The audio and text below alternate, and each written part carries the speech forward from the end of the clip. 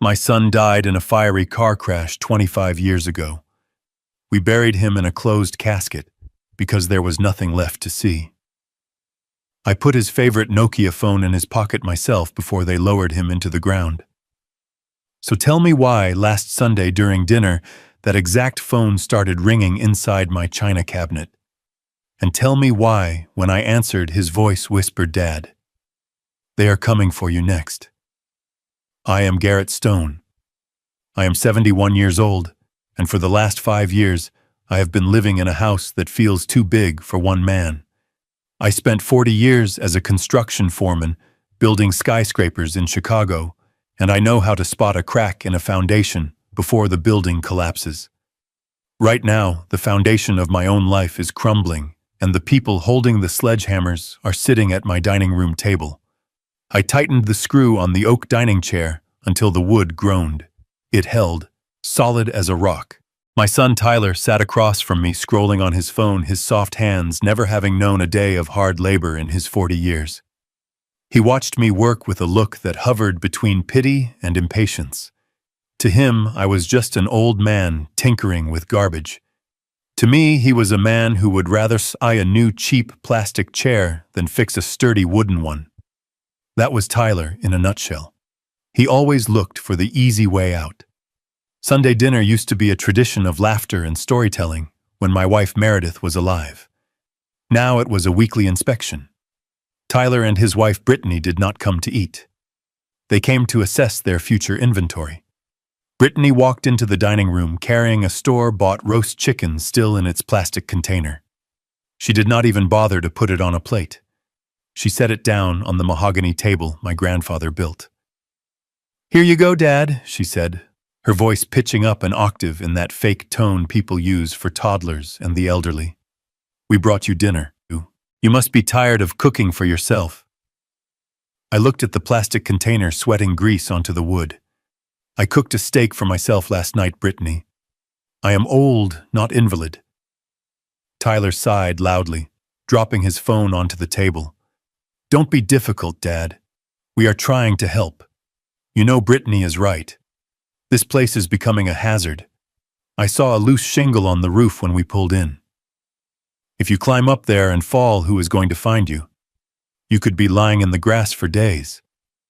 I cut a piece of the dry chicken. "I fixed that shingle this morning, Tyler, before you were even awake."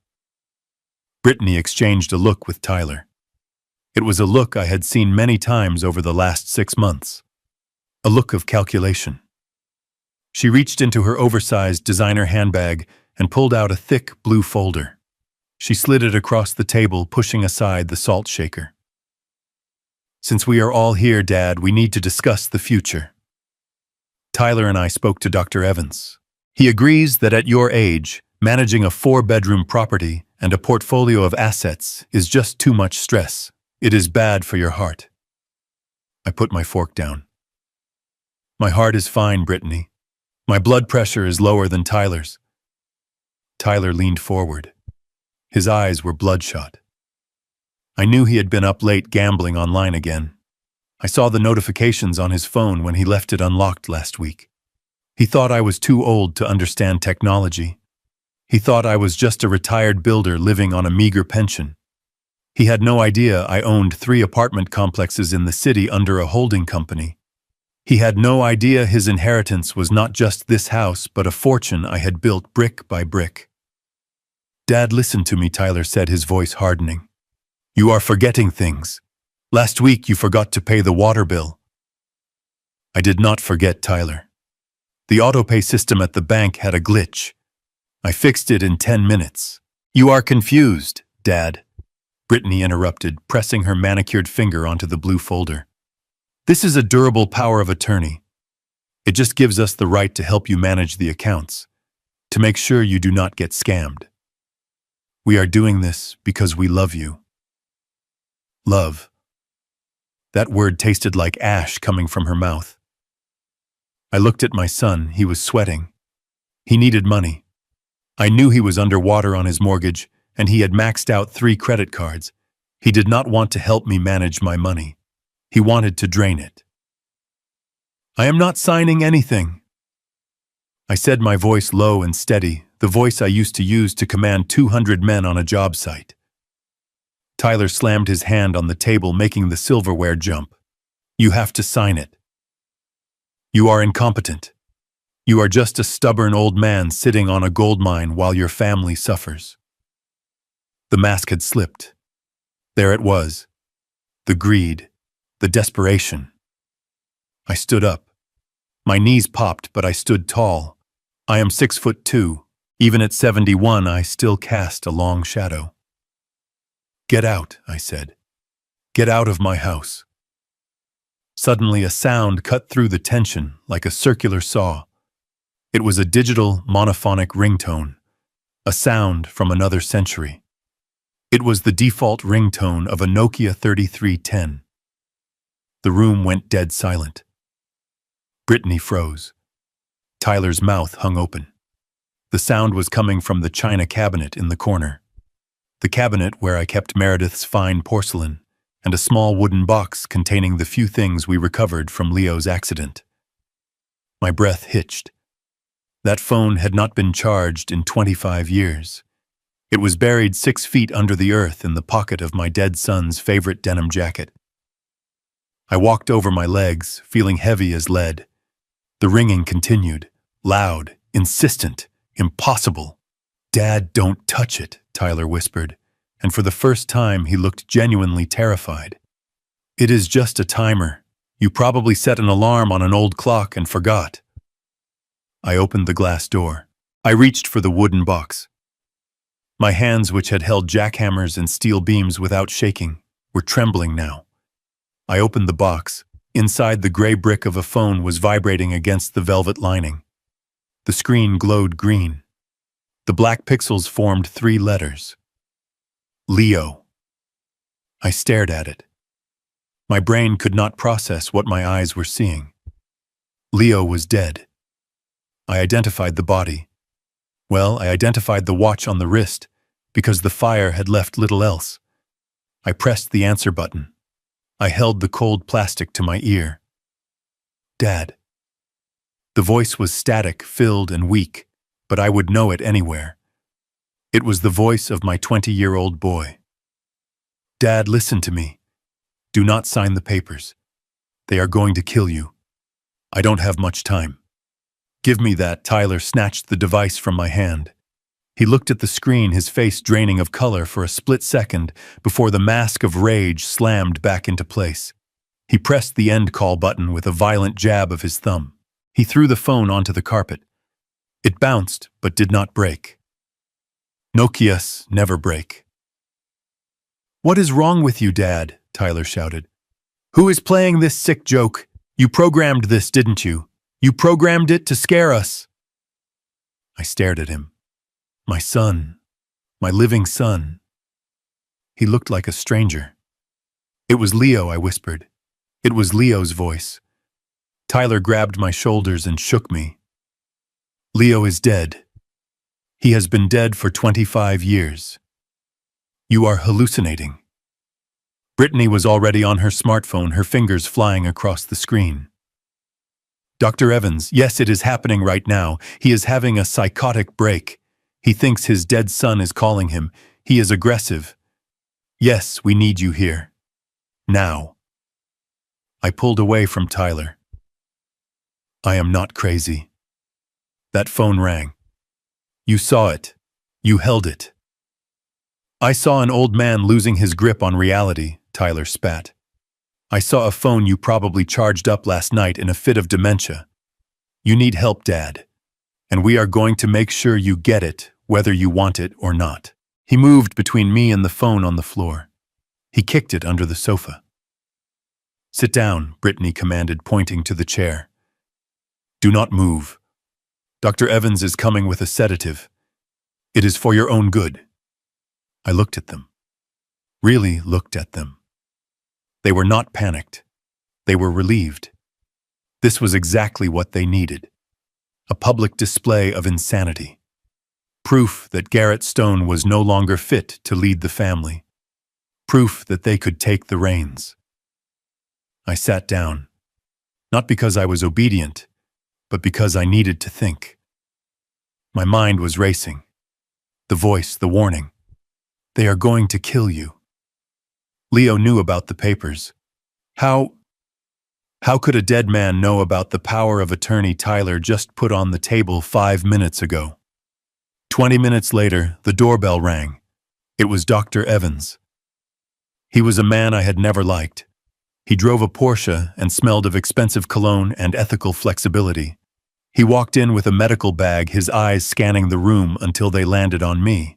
"Garrett," he said, his voice smooth as oil. "I hear we are having a rough evening." "Hearing voices, I am not hearing voices," I said firmly. I received a phone call. Dr. Evans nodded condescendingly while pulling a syringe from his bag. "Of course you did. And who was calling my son?" "Leo." Tyler let out a dramatic sob, burying his face in his hands. "See, he is completely gone. He thinks Leo is alive." Dr. Evans tapped the syringe. "This will just help you relax, Garrett. It will help you sleep without the nightmares." I stood up. "You are not sticking that in me." Tyler stepped forward, blocking my path. "Dad, please. Just take the medicine. Or do we need to call the police to restrain you for your own safety?" The threat hung heavy in the air. If the police came and I was acting aggressive, I would be put in a psychiatric hold for 72 hours. That would be enough time for them to file an emergency guardianship. I had seen it happen to my friends. Once the system has you, it does not let go. I looked at the syringe. Then I looked at the phone kicking under the sofa. I needed clarity, not a fight. Not yet. "Fine," I said. "I will take a pill. No needles. I hate needles." Dr. Evans paused, then nodded. "Very well. Oral sedation might be less traumatic." He fished a small blue pill from a bottle in his bag. "Swallow this. It acts fast." I took the pill. I put it in my mouth. I reached for my glass of water. I took a big gulp. I swallowed loudly. "Good," Dr. Evans said. "Now lie down on the sofa. Rest." I lay down. I closed my eyes. I let my breathing slow. I waited. I waited until I heard their voices drop to a whisper. "He is out," Tyler said. God, that was close. "Did you get the phone? I have it," Brittany whispered. "I will smash it and throw it in the dumpster on the way home. We can't have him finding it and triggering another episode." "Did he really program it?" Tyler asked. "Who cares?" Brittany snapped. "It worked in our favor. Evans is writing the report right now. Acute psychosis. We will have the guardianship by Tuesday." They laughed. A soft, cruel sound. I lay there perfectly still. The blue pill was tucked safely between my cheek and my gum. I had learned that trick in the army 50 years ago. I waited until the front door closed. I waited until the sound of their car faded down the street. I waited another 10 minutes just to be safe. Then I sat up. I spat the blue pill into a tissue and flushed it down the toilet. The house was silent. They had taken the Nokia. They thought they had taken the proof, but they underestimated me. They always did. They thought I was just a carpenter who got lucky. They didn't know I spent my nights reading about cybersecurity and network protocols because I was bored in my retirement. I walked to my study. I locked the door. I sat down at my custom-built PC, the one with the 3 monitors that Tyler thought was for playing solitaire. I had synced that Nokia to a cloud logging service 10 years ago, when I was feeling sentimental and wanted to back up the old text messages Leo had sent me before he died. I never thought I would use it for live tracking. I logged in. My fingers flew across the keyboard. There it was. Log entry Sunday. 7:03 p.m. Incoming call. Source unknown number. Duration 12 seconds. Audio recording saved. I clicked play. "Dad, listen to me. Do not sign the papers. They are going to kill you. I don't have much time. It was real. The digital waveform danced on my screen, confirming what my ears had heard. But then I noticed something else. I clicked on the metadata of the call. I traced the IP packet routing. I expected the signal to be a ghost, to be spoofed, to be nothing. But it wasn't. The signal originated from a location 300 miles away. I pulled up the map. The coordinates pointed to a remote facility in the mountains of West Virginia, a place called Sanctuary Hills. I zoomed in on the satellite view. It looked like a fortress, high fences, guard towers, and a main building that looked more like a prison than a sanctuary. My heart hammered against my ribs.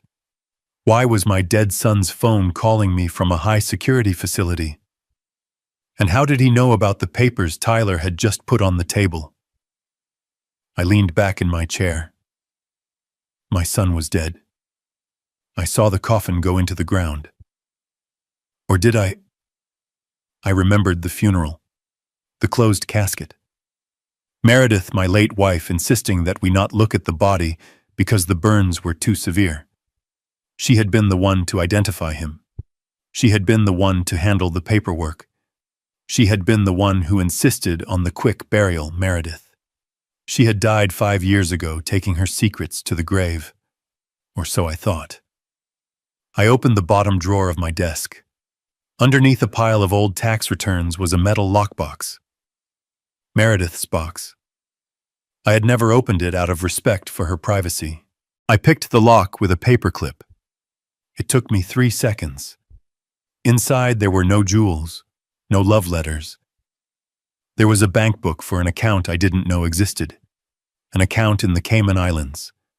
And there was a receipt, a monthly payment receipt. Amount $5,000. Payee Sanctuary Hills. Reference patient 104. The most recent receipt was dated the day before Meredith died. My hands shook as I held the paper. Patient 104. I looked at the screen where the map of Sanctuary Hills glowed. Tyler and Brittany were not just greedy. They were part of something much bigger.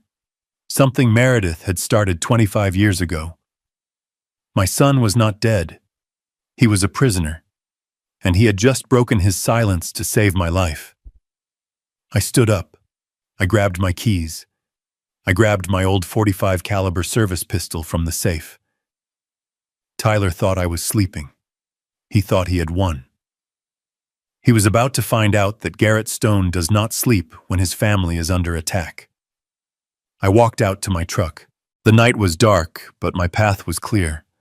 I was going to dig up a grave, not in the cemetery, but in the mountains. I started the engine. It roared to life, a deep, angry sound that matched the fire in my gut. I was coming for you, Leo, and God help anyone who stood in my way. I pulled my truck onto the shoulder of the road, a few blocks from Alan Henderson's house. The digital clock on the dashboard read 3:15 in the morning. The engine ticked as it cooled, a metallic heartbeat in the silence of the sleeping suburbs. I sat there for a moment, gripping the steering wheel until my knuckles turned white. My service pistol was heavy in the glove compartment, but right now I needed a different kind of weapon. I needed information. Alan was not just my lawyer. He was the only man in this town I trusted to keep his mouth shut. We had served in the same platoon 50 years ago. He knew the difference between a legal problem and a war, and he knew which one I was fighting now. I walked up his driveway, avoiding the motion sensor lights, by sticking to the shadows of the hedges. I didn't ring the doorbell. I knocked 3 times on his study window, a signal we hadn't used since we were young men sneaking out to play poker. A minute later, the light flicked on. Alan appeared in a bathrobe, his white hair standing up in every direction. He opened the window, squinting into the dark. "Garrett," he whispered, his voice rough with sleep. "If you haven't killed anyone yet, use the back door. If you have, keep driving." "I haven't killed anyone," I said. "Not yet. I met him in the kitchen. He didn't ask why I was there. He just put a pot of coffee on the stove and sat down at the small round table where he did his best thinking. I placed the metal lockbox I had taken from Meredith's desk in front of him. The receipt for Sanctuary Hills sat on top. "I need you to open the files for the Leo Stone Memorial Fund," I said. Alan rubbed his face. "Garrett, that fund has been closed for years. Meredith dissolved it before she passed." "No," I said, tapping the receipt. "She didn't. She just buried it. Like she buried everything else." Alan looked at the receipt. His eyes narrowed behind his reading glasses. He stood up without a word and walked to his home office. I followed him. The room smelled of old paper and pipe tobacco. Walls of filing cabinets lined the room, a physical testament to 40 years of legal practice. He pulled a heavy drawer open and thumbed through the manila folders until he found a thick one labeled Stone. He dropped it on the desk. Dust motes danced in the lamplight. "We set this up 25 years ago," Alan said, opening the file. "It was supposed to be a charity. Donations for families who lost children in auto accidents. Meredith was the sole trustee. I just handled the tax filings in the beginning." "Look closer," I said. Alan started flipping through the pages. His finger traced the columns of numbers. At first it looked standard. Donations coming in from the community, from the church, from the insurance payout. But then he stopped. He flipped back a page, then forward again. "This doesn't make sense," he muttered. "What do you see?" "The outflows," Alan said, pointing to a column of figures. "For the first year, there are small grants. $500 to the Children's Hospital, $1,000 to the Road Safety Council. But starting 18 months after Leo's, after the funeral, the pattern changes." He pulled out a ledger sheet from deep in the stack. "Here, a monthly standing order. $5,000. Every month. For 25 years. "Who is the recipient?" I asked, though I already knew. "It is listed as a consulting fee," Alan said, his brow furrowing. "To a shell company called SH Management." "Sanctuary Hills," I corrected him. Alan looked up at me. The realization hit him slowly. "Sanctuary Hills, the psychiatric facility, Garrett, that place is for the criminally insane and high-risk patients. It costs a fortune." "Meredith was paying them," I said, my voice cold. "She used the money people gave us to honor our son's memory. She used the insurance money for his death, and she used it to keep him locked up in a cage 300 miles away." Alan slumped back in his chair. He looked sick. "I helped her," he whispered. "I signed off on these audits. She told me SH Management was a lobbying group for safer highway laws. I never checked. I trusted her. We all trusted her," I said. "That was her greatest weapon." "But why?" Alan asked. "Why keep him alive and hide him? Why not just—" "Because of Tyler," I said. I told Alan everything. The phone call, the warning, the pill I didn't swallow. The revelation that Tyler was trying to seize my assets. Alan listened, his face hardening with every sentence. He was a lawyer, but he was a father first. The idea that a mother would erase one son to protect the other and then imprison the survivor was a violation of nature. He turned back to the files, his hands moving faster now, fueled by anger. "We need to find the current paper trail," he said. "Meredith died 5 years ago.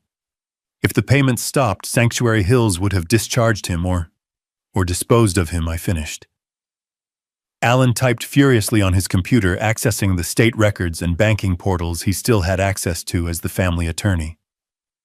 "The fund was transferred," Alan said, his eyes glued to the screen. 2 days before Meredith died, she transferred the trusteeship. "To who?" Alan clicked the mouse. "To Tyler Stone." The name hung in the air like toxic smoke. "Tyler knows," I said. "He has known for 5 years." Alan nodded grimly. "He knows. And look at this." He turned the screen toward me. It was a bank statement from last month. The balance of the fund was dangerously low. There was only enough money for maybe 2 more payments. He is draining it, Alan said. He has been siphoning off the principal. He isn't just paying the facility anymore. He is taking withdrawals for himself. Administrative expenses, travel costs. He is bleeding the account dry. That is why he needs my money, I realized. It isn't just his gambling debts. He needs to keep paying the facility to keep the secret buried. If the money runs out, Sanctuary Hills kicks Leo out and the truth comes walking through the front door. Or Alan said softly, he stops paying, and he lets nature take its course. The thought made my blood run cold. Tyler wasn't just a thief, he was a jailer, and now with the money running out, he was preparing to become an executioner. I stood up. I need to go. Where Alan asked, standing up with me. West Virginia. You can't just walk in there, Garrett. It is a secure facility. You need a court order. You need the police. I don't have time for courts, I snapped. And the police, if I go to them now, Tyler will claim I am senile. He has Dr. Evans' report. He has the narrative. By the time they investigate, Leo could be moved. Or worse. I need you to hold the fort here, Alan. I need you to freeze everything. Find a way to lock Tyler's access to that fund. Stall him. Make him panic. If I freeze the fund, the payment to the facility will bounce, Alan warned. Good, I said. Let them panic too. Chaos is the only advantage I have right now. I walked to the door. Alan grabbed my arm. Garrett, he said. This place, Sanctuary Hills. It is not a hospital. I have heard rumors about it over the years. It is a place where rich people hide their mistakes. They have armed guards. They have walls. You are 71 years old. You are one man. I patted the pocket of my jacket, where the keys to my truck jingled against the spare magazine for my pistol. I am not just one man, Alan. I am a father, and I have 25 years of catching up to do. I walked out into the night air. It was cold, but I didn't feel it. I felt only the heat of the anger burning in my gut. The deception was total. The charity fund, the grieving widow act, the memorial services every year where Meredith would cry on command. It was all a facade, a mask to cover a monster.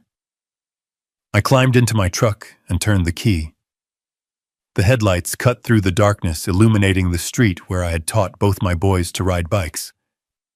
Tyler thought I was asleep. He thought I was a problem to be managed, an asset to be liquidated.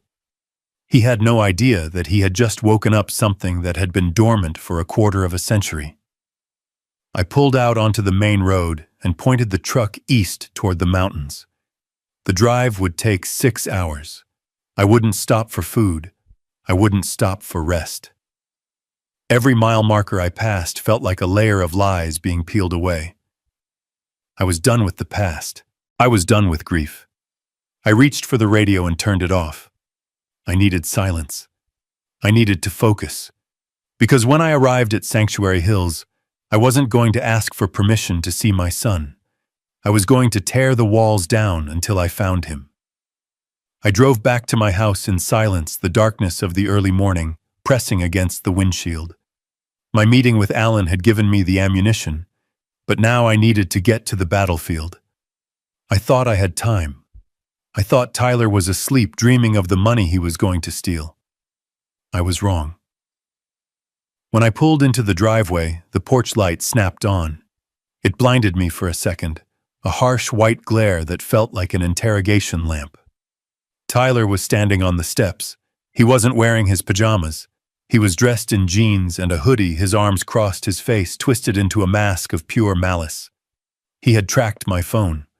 I had forgotten that the family plan shared location data. Amateur mistake. I stepped out of the truck. I didn't have time for pleasantries. I tried to walk past him, but he blocked the door. His hand shot out, snatching the keys to my Silverado right out of my hand. "Going somewhere, Dad?" he asked. His voice was shaking not with fear, but with adrenaline. I saw you at Henderson's house. I saw you on the map.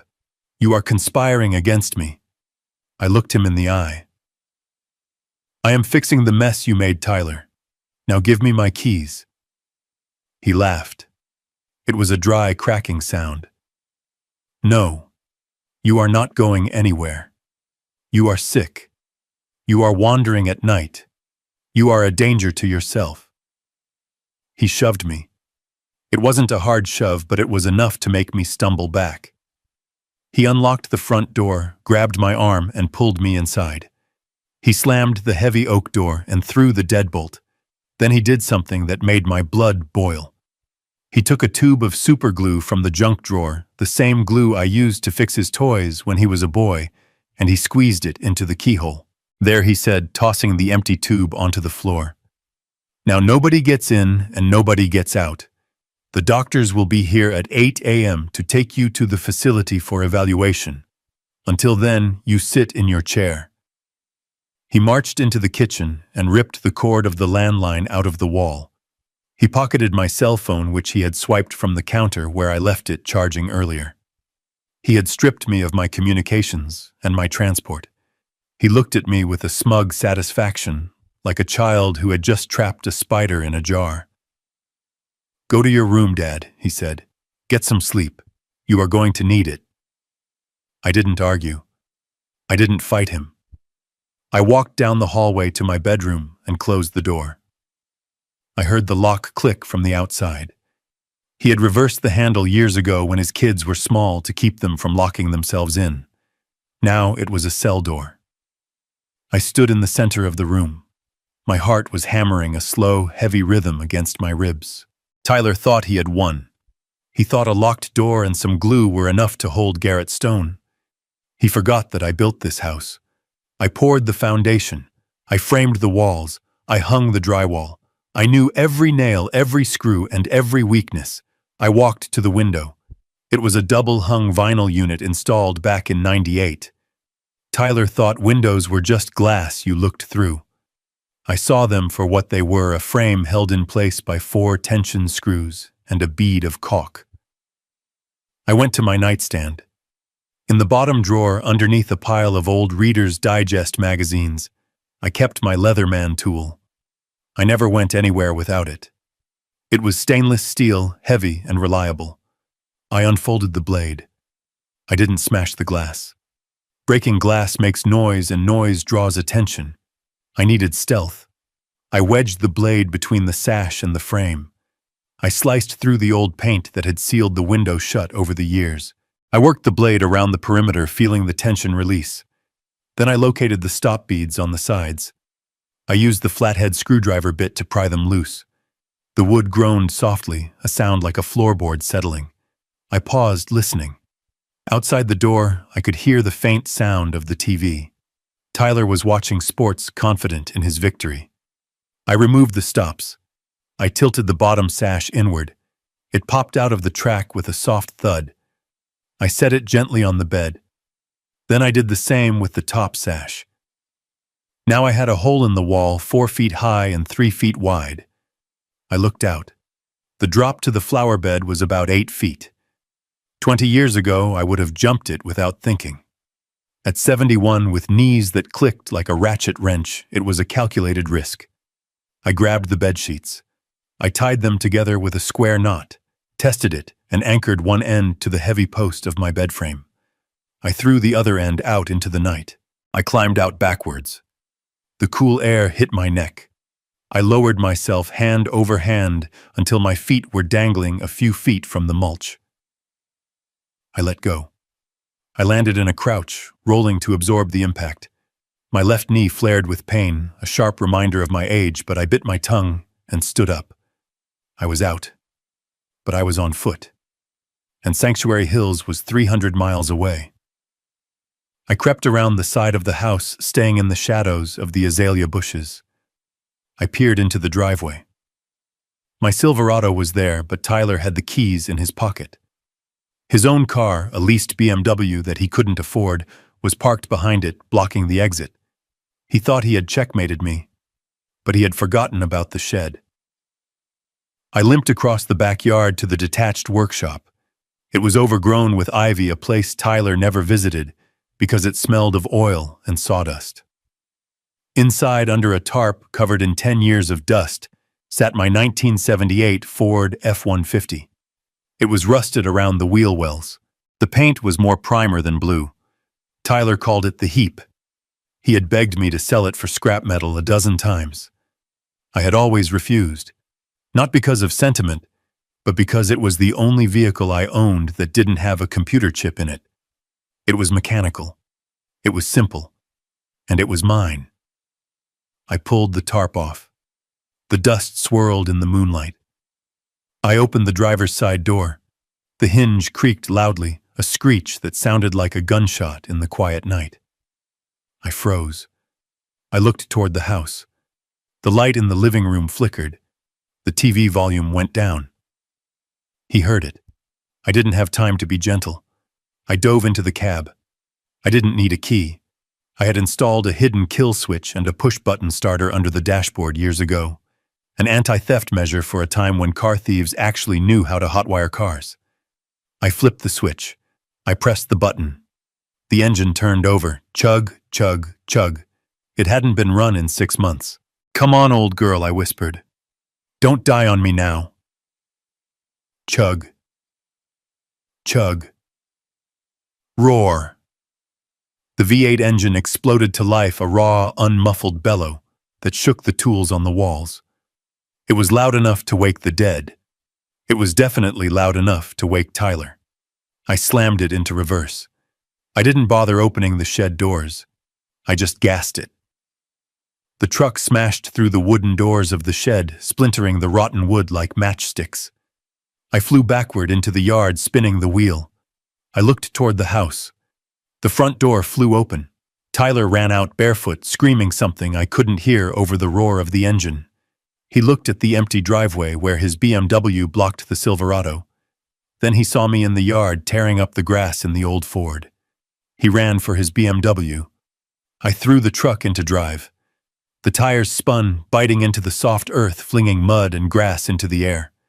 I fishtailed onto the driveway, hopping the curb. I didn't aim for the street. I aimed for the fence. The chain-link fence separated my property from the old access road that ran behind the subdivision. Tyler didn't know that road existed. He only knew the GPS routes. I braced myself. The heavy steel bumper of the Ford hit the fence post. Metal screamed. The truck shuddered, but it didn't stop. We plowed through, dragging a 20-foot section of fencing with us for a few yards before it shook loose. I hit the gravel of the access road and floored it. The speedometer needle bounced. 40, 50. The suspension groaned over every pothole, rattling my teeth, but the engine sang. I checked the rearview mirror. Twin xenon headlights pierced the dust cloud behind me. Tyler was coming. His BMW was faster, sleeker, and had superior handling. On a highway, he would catch me in minutes. But we weren't on a highway. We were on an old service road used by logging trucks and teenagers looking for a place to drink. It was riddled with ruts, washboards, and sharp turns. I saw him gaining on me. He was driving recklessly, anger making his foot heavy. He tried to pull alongside me to cut me off. I saw his face in the window, contorted with rage, his mouth moving in a scream. He swerved toward me, trying to intimidate me. He thought I would flinch. He thought I was a scared old man. I yanked the steering wheel to the left. The steel body of my truck slammed into the plastic side panel of his luxury car. Crunch. Sparks flew.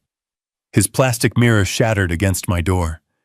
The impact sent his light car bouncing toward the ditch. He overcorrected. His tires lost traction on the loose gravel. I watched in the mirror as the BMW spun out, doing a full 360 before sliding backward into a drainage ditch filled with muddy water. The headlights pointed uselessly at the sky. I didn't stop. I didn't slow down. I kept my foot pinned to the floor. I drove for 10 miles on the back roads, navigating by memory and moonlight, until I reached the interstate on ramp 3 towns over. Only then did I let the engine settle into a steady hum. My hands were shaking on the wheel now that the adrenaline was fading. My knee was throbbing. My heart felt like a bird trapped in a cage. I reached into the glove box and pulled out a burner phone I kept for emergencies. I dialed Alan's number. "I am out," I said when he answered. "Garrett." Alan's voice was panicked. "Tyler just called the police. He reported the truck stolen. He says you are having a mental health crisis and you are armed and dangerous. They have an APB out on you." "Let them look," I said. "I am not in the truck anymore." I wasn't lying. I pulled the Ford into a dense patch of woods near an old quarry. I stripped the license plates. I covered it with branches. It would take them days to find it. I walked 2 miles to a truck stop diner. I walked into the bathroom and washed the grease and blood off my hands. I looked in the mirror. The eyes staring back at me weren't the eyes of a retired grandfather. They were the eyes of a sergeant who had crawled through mud and fire to get his men home. I walked out to the parking lot. A long-haul trucker was fueling up his rig. I approached him. I held out $500 in whoosh. "I need a ride east," I said. "As far as you are going." The trucker looked at the money, then at my face. He didn't ask questions. He just nodded and unlocked the passenger door. I climbed into the cab of the 18-wheeler. As we merged onto the highway, I watched the police cruisers speeding in the opposite direction, lights flashing, sirens wailing, hunting for a blue Ford that was already a ghost. I closed my eyes. I wasn't running away. I was advancing. West Virginia was waiting, and so was my son. The sun was just beginning to bleed over the peaks of the Appalachian Mountains when I saw it. Sanctuary Hills wasn't a hospital. It was a fortress carved out of the rock face surrounded by 12-foot fences topped with razor wire that glinted in the morning light. There were no welcome signs, no manicured lawns, just concrete steel and the kind of silence that makes your ears ring. I had walked the last 5 miles from where the trucker dropped me off, sticking to the tree line, moving with the ghost of the soldier I used to be. My knee was screaming with every step, a hot iron rod jammed into the joint, but pain was just information. The information right now was that I was running out of time. I crouched behind a cluster of pines near the main service road. I watched the gate. It was a dual checkpoint system.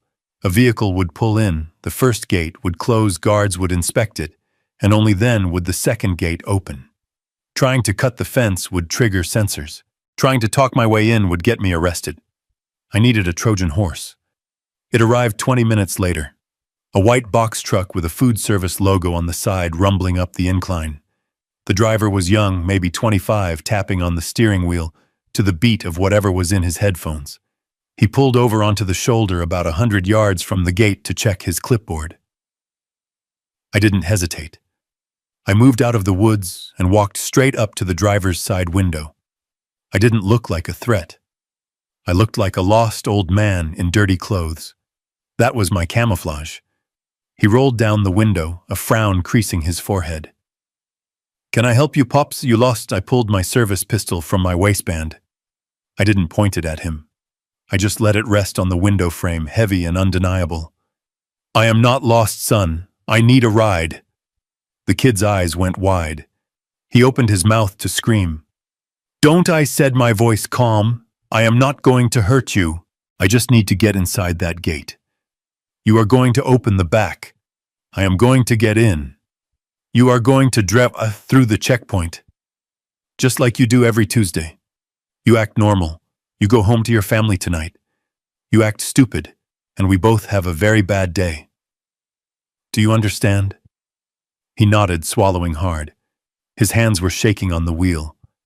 I reached into my pocket with my free hand and pulled out the roll of cash I had taken from the bank before this nightmare started. I tossed $500 onto his lap. "That is for the inconvenience. Now open the back." He hit the button. The lock on the rear roll-up door buzzed. I moved to the back of the truck, keeping my eyes on the mirrors. I climbed inside. It smelled of cardboard and refrigerated produce. I pulled the door down, plunging myself into darkness. I wedged myself between a pallet of canned corn and the wall of the truck. A minute later, the engine revved and we started moving. The ride was short. The truck slowed, then stopped. I heard the hiss of air brakes. "Driver ID, please." A guard's voice. Gruff, bored. The kid's voice was shaky. Just the usual delivery man. "You okay?" "You sound nervous." "Just a long drive." "Too much coffee." I heard footsteps crunching on gravel. They were walking around the truck. A flashlight beam cut through the cracks in the rear door, dancing over the boxes. I held my breath, my hand tightening on the grip of my pistol. If they opened the door, I would have to shoot. I didn't want to shoot a working man doing his job, but I wasn't turning back. The light disappeared. "All right, you are clear. Go ahead." The truck lurched forward. The second gate clanged shut behind us. We were in. We drove for another 2 minutes before stopping at the loading dock. I waited until I heard the driver get out and walk toward the building entrance. I counted to 10. Then I rolled the door up just enough to slide out. I dropped to the concrete. I was in a service bay. 2 men in kitchen whites were arguing by a dumpster about a sports game. They didn't see me slip behind a stack of empty crates and through the service door that had been propped open with a brick. I was inside. The air was different here. It was cold-conditioned and smelled aggressively of bleach and pine cleaner, the smell of places that are trying to hide the scent of sickness. The floors were polished linoleum that squeaked under my boots. I needed to blend in. I found a laundry cart in the hallway. I grabbed a blue scrub top and a white lab coat from the pile. I put them on over my flannel shirt. It wasn't a perfect disguise, but from a distance I was just another old doctor or maintenance tech. I walked with purpose. If you look like you know where you are going, people rarely stop you. I passed nurses' stations where staff were glued to computer screens. I passed orderlies pushing wheelchairs. No one looked at me. I was invisible. I found a directory on the wall near the elevators. It was color-coded. Blue for administration. Green for general population. Red for high security, long-term care. Patient 104. The receipt said Patient 104. I followed the red line. It led me to a heavy steel door with a keypad. This was the separation. This was where the patients ceased to be people and became numbers. I waited. A minute later, a nurse with a lanyard swiped her card and punched in a code.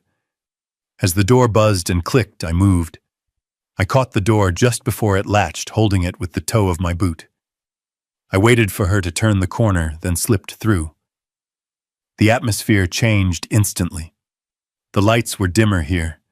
The silence was heavy, broken only by the rhythmic beeping of monitors and the occasional distant moan. The doors were solid wood with small reinforced glass windows. There were no names on the doors, just numbers. 101. My heart was hammering against my ribs like a trapped bird. I was walking down a hallway of ghosts. Behind every door was someone's child, someone's parent hidden away by families who had enough money to buy forgetfulness. I stopped. The door was exactly like the others. Heavy. Impersonal. A metal placard screwed into the wood read 104. I reached for the handle. It was locked. Of course it was locked. It was a prison cell. I looked up and down the hall. Empty. I took out my Leatherman again. I didn't have time to pick the lock. I jammed the flathead screwdriver into the gap between the door and the frame right at the latch. I leaned my entire body weight into it. Wood splintered, metal groaned. With a sharp crack, the latch gave way. I pushed the door open and stepped inside. The room was in shadows, the blinds drawn tight against the mountain sun. It was cold, freezing cold. The only light came from the green glow of a heart rate monitor. There was a bed in the center of the room. A figure lay under the white sheets, still as death. I walked closer. My legs felt numb. The air in the room tasted of stale medicine and despair. I reached the side of the bed. I looked down. The man in the bed was not the boy I remembered. The boy I remembered had thick brown hair and a linebacker's build. He had a smile that could get him out of any trouble. The man in the bed was a skeleton wrapped in skin. His hair was thin and graying. His face. I gripped the bedrail to keep from falling. Half of his face was a map of shiny, twisted scar tissue. Burn marks. Old, deep burns that had healed into a mask of agony. His left ear was gone. His left arm resting on top of the sheet was withered, the fingers curled into a permanent claw. But it was him. I knew the shape of his jaw. I knew the small mole on his neck, now stretched by age but still there. It was Leo. My son. My boy. He had been here for 25 years. While I was building houses, while I was eating Sunday dinners, while I was mourning his grave, he was here, in this room, alone, in pain. A sound escaped my throat, a strangled sob that I couldn't hold back. The figure in the bed stirred. His head turned slowly on the pillow. His eyelids fluttered open. One eye was milky and blind, damaged by the fire. But the other eye, that blue eye, it was clear. It was sharp. He looked at me. He didn't speak. He just looked as if he were seeing a ghost. Leo, I whispered. His lips moved. They were dry and cracked. He tried to speak, but no sound came out. He swallowed, his throat working hard. He tried again. Dad. The word was a rusted hinge breaking open. I fell to my knees beside the bed. I grabbed his good hand. It was cold, so cold. I warmed it between mine. I am here, Leo. I am here. He squeezed my hand. It was a weak grip, but it was real. He was real. You came, he rasped, a tear leaking from his good eye and tracking through the scars. You actually came. I told you I would, I said, my voice thick with tears. I told you I would fix it. He looked at me with an intensity that terrified me. His gaze darted to the door, then back to me. You have to go, he whispered. They monitor the vitals. They know I am awake. They know someone is here. I am not leaving without you, I said. I am getting you out of here. Today. No, Leo said, trying to sit up, his body trembling with the effort. You can't. Tyler. He pays them extra for security. If you try to take me, they will kill us both. They have protocols, Dad. They will burn this room before they let the secret out. Tyler, I spat the name. He isn't paying them anything anymore, Leo. I cut him off. Leo shook his head. It is not just Tyler. It was Mom. She set it up. She made sure I could never leave. She told them I was dangerous. She told them I killed someone. I froze. What Leo closed his eyes, a look of ancient pain crossing his face. I didn't die in the crash, Dad. I didn't even crash the car. Tyler did. He was 15. He stole the keys. He hit a pedestrian. A girl. She died instantly. The room spun. I took the blame, Leo whispered. Mom begged me.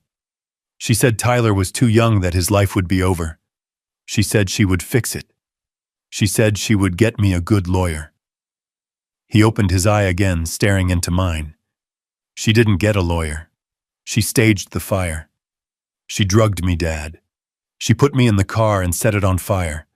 She wanted me dead so there would be no witness. She chose him. She chose Tyler. I couldn't breathe. The horror of it was a physical weight crushing my chest. My wife. The woman I had slept beside for 40 years. She hadn't just hidden him, she had tried to incinerate her own son to save her favorite. And when he survived, she buried him here. Suddenly the door behind me burst open. Step away from the patient, I turned. 2 guards filled the doorway. They were big, wearing tactical vests, batons in their hands. They didn't look like hospital security. They looked like mercenaries. I stood up. I didn't raise my hands. I put myself between the guards and my son. "You are trespassing." The lead guard barked, stepping into the room. I looked at Leo. I looked at the scars that my wife had paid for. I drew my pistol. "I am not trespassing," I said, the soldier in me taking over my voice, cold and steady. "I am a father picking up his son. And you are in my way." I held the pistol steady, my aim locked on the chest of the lead guard. The air in the room was so thick with tension, I could taste the copper on my tongue. For 3 seconds, nobody moved. The only sound was the beep of Leo's heart monitor speeding up, a frantic staccato rhythm that matched the pounding in my own ears. "Get out," I growled, the command coming from deep in my chest. "I will put a bullet in you before you can lift that baton. Do not test me." The guard hesitated. He looked at the gun, then at my eyes. He saw what he needed to see. He saw a man who had absolutely nothing left to lose. He slowly raised his hands, stepping back into the hallway. His partner followed, stumbling over his own feet. I slammed the heavy door shut and threw the deadbolt. I dragged a heavy medical cabinet across the floor and wedged it under the handle. It wouldn't hold them forever. They would call the police. They would call a SWAT team. But it bought us time. I turned back to the bed. Leo was trying to sit up again, his good hand gripping the sheets, his scarred face twisted in pain. "Dad, put the gun away," he rasped. If they come in shooting, I am taking as many of them with me as I can," I said, holstering the weapon. "But right now I need you to talk. You said Mom did this. You said Tyler was the one driving. I need to know everything, every detail." Leo slumped back against the pillows. He looked at the ceiling, his good eye tracking a water stain, as if it were a map to the past. "It was raining," he said, his voice drifting back 25 years. "It was October. The roads were slick with wet leaves. Tyler had just turned 15. He didn't have a license. He didn't know how to handle a car like that. But he wanted to impress Sarah Jenkins." I remembered Sarah. She was the girl down the street, the one Tyler was obsessed with. "He stole your keys," Leo continued. "He took the Mustang. I heard the engine start and I ran out. I jumped in the passenger seat just as he peeled out of the driveway. I tried to make him stop. I grabbed the wheel. We were fighting Dad. We were shouting. He was going too fast." Leo paused, swallowing hard. The memory was physically hurting him. We came around the curve on Miller's Road, the one near the old bridge. There was a girl walking her dog. She was wearing a yellow raincoat. Tyler didn't see her. He was looking at me, screaming that I was trying to ruin his life. I closed my eyes, bracing myself. The impact. Leo's voice dropped to a whisper. "It was loud, Dad. Louder than you think." The windshield shattered. We spun out into the ditch. I looked at Tyler. He wasn't hurt. The airbags saved him. But he was screaming. Not because he was in pain, because he saw the girl. She wasn't moving. He started crying, saying his life was over, saying he would go to jail, that he would never get into college. He was a coward even then. "So you took the blame," I said. "You told the police you were driving." Leo shook his head. "We didn't call the police, we called Mom. Meredith, my wife. The woman who sat in the front pew at church every Sunday. She arrived in 10 minutes, Leo said. She didn't run to the girl. She didn't check for a pulse. She walked straight to Tyler. She checked him for scratches. She hugged him. Then she walked over to me. I was bleeding from a cut on my forehead. I told her we had to call 911. I told her maybe the girl was still alive. And what did she say? She said no. She said Tyler had a future. She said Tyler was special. She said I was the oldest, that it was my job to protect him. She told me to get into the driver's seat. She told Tyler to get into her car. She wiped his fingerprints off the steering wheel. I felt sick, a nausea so deep it made my knees weak. Meredith had orchestrated a crime scene to frame her own son. I sat in the driver's seat, Leo continued. I thought that was it. I thought I would go to prison for vehicular manslaughter. I was ready to do it, Dad. I loved him. I loved you guys. I thought I was saving the family. He turned his head to look at me, and the anguish in his one good eye was unbearable. But then Mom came back to the window. She had a thermos. She said I was in shock. She said I needed to drink something to calm down before the police arrived. It tasted bitter, like almond extract. I stared at him. She poisoned you, sedative, Leo corrected.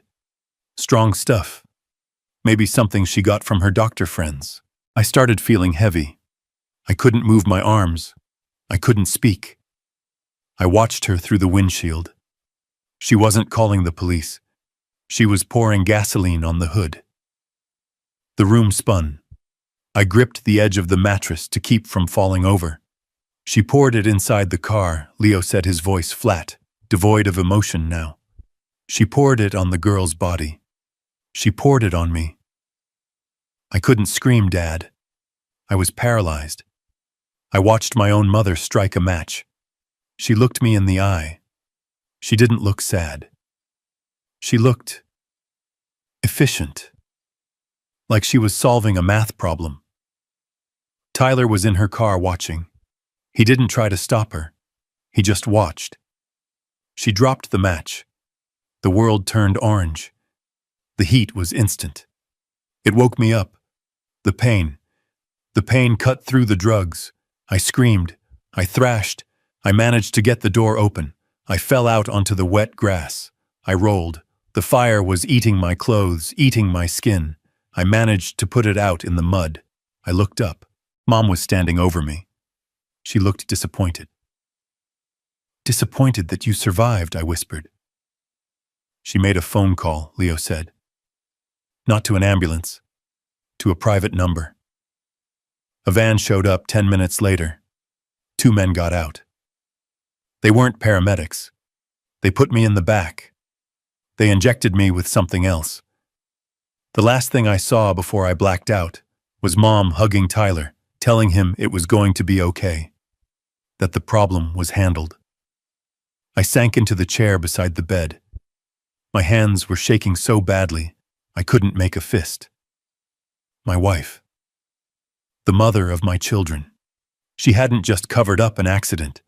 She had attempted to burn her son alive to protect the family reputation and the insurance payout. And when he survived, she didn't finish the job. No, she did something worse. She erased him. She brought me here, Leo said, gesturing to the sterile walls. Sanctuary Hills. It is a black site, Dad. A place for problems that don't go away. She paid them to keep me. She paid them to fix my face just enough so I wouldn't die from infection, but not enough to look human again. She changed my name. I became Patient 104. For 25 years I have been in this room. I watched the seasons change through that crack in the blinds. I learned to read lips from the television. I waited. Why didn't she just kill you, I asked. Why pay to keep you alive? Because she needed leverage, Leo said. Tyler, he was a mess. He always messed up. She knew that if she killed me, Tyler might crack. The guilt might break him. But as long as I was alive, she could control him. She could tell him that if he ever stepped out of line, she would stop paying the bill and let me out. I was her insurance policy against Tyler's stupidity. And the money I asked. The memorial fund. Laundered money, Leo said. Donations from people who thought they were helping grieving parents. Insurance settlements. She used the world's pity to pay for my prison. I stood up. The rage was a cold, hard stone in my gut. It wasn't the hot anger of a fight. It was the cold calculation of a demolition expert deciding where to place the charges. Tyler knows I asked. He found out when Mom died, Leo said. He came here once, 5 years ago. He stood right where you are standing. He looked at me. I begged him to let me go. I told him I wouldn't say anything about the accident. And what did he do? He laughed, Leo said. He said I looked like a monster. He said I was dead to the world, and it was better that way.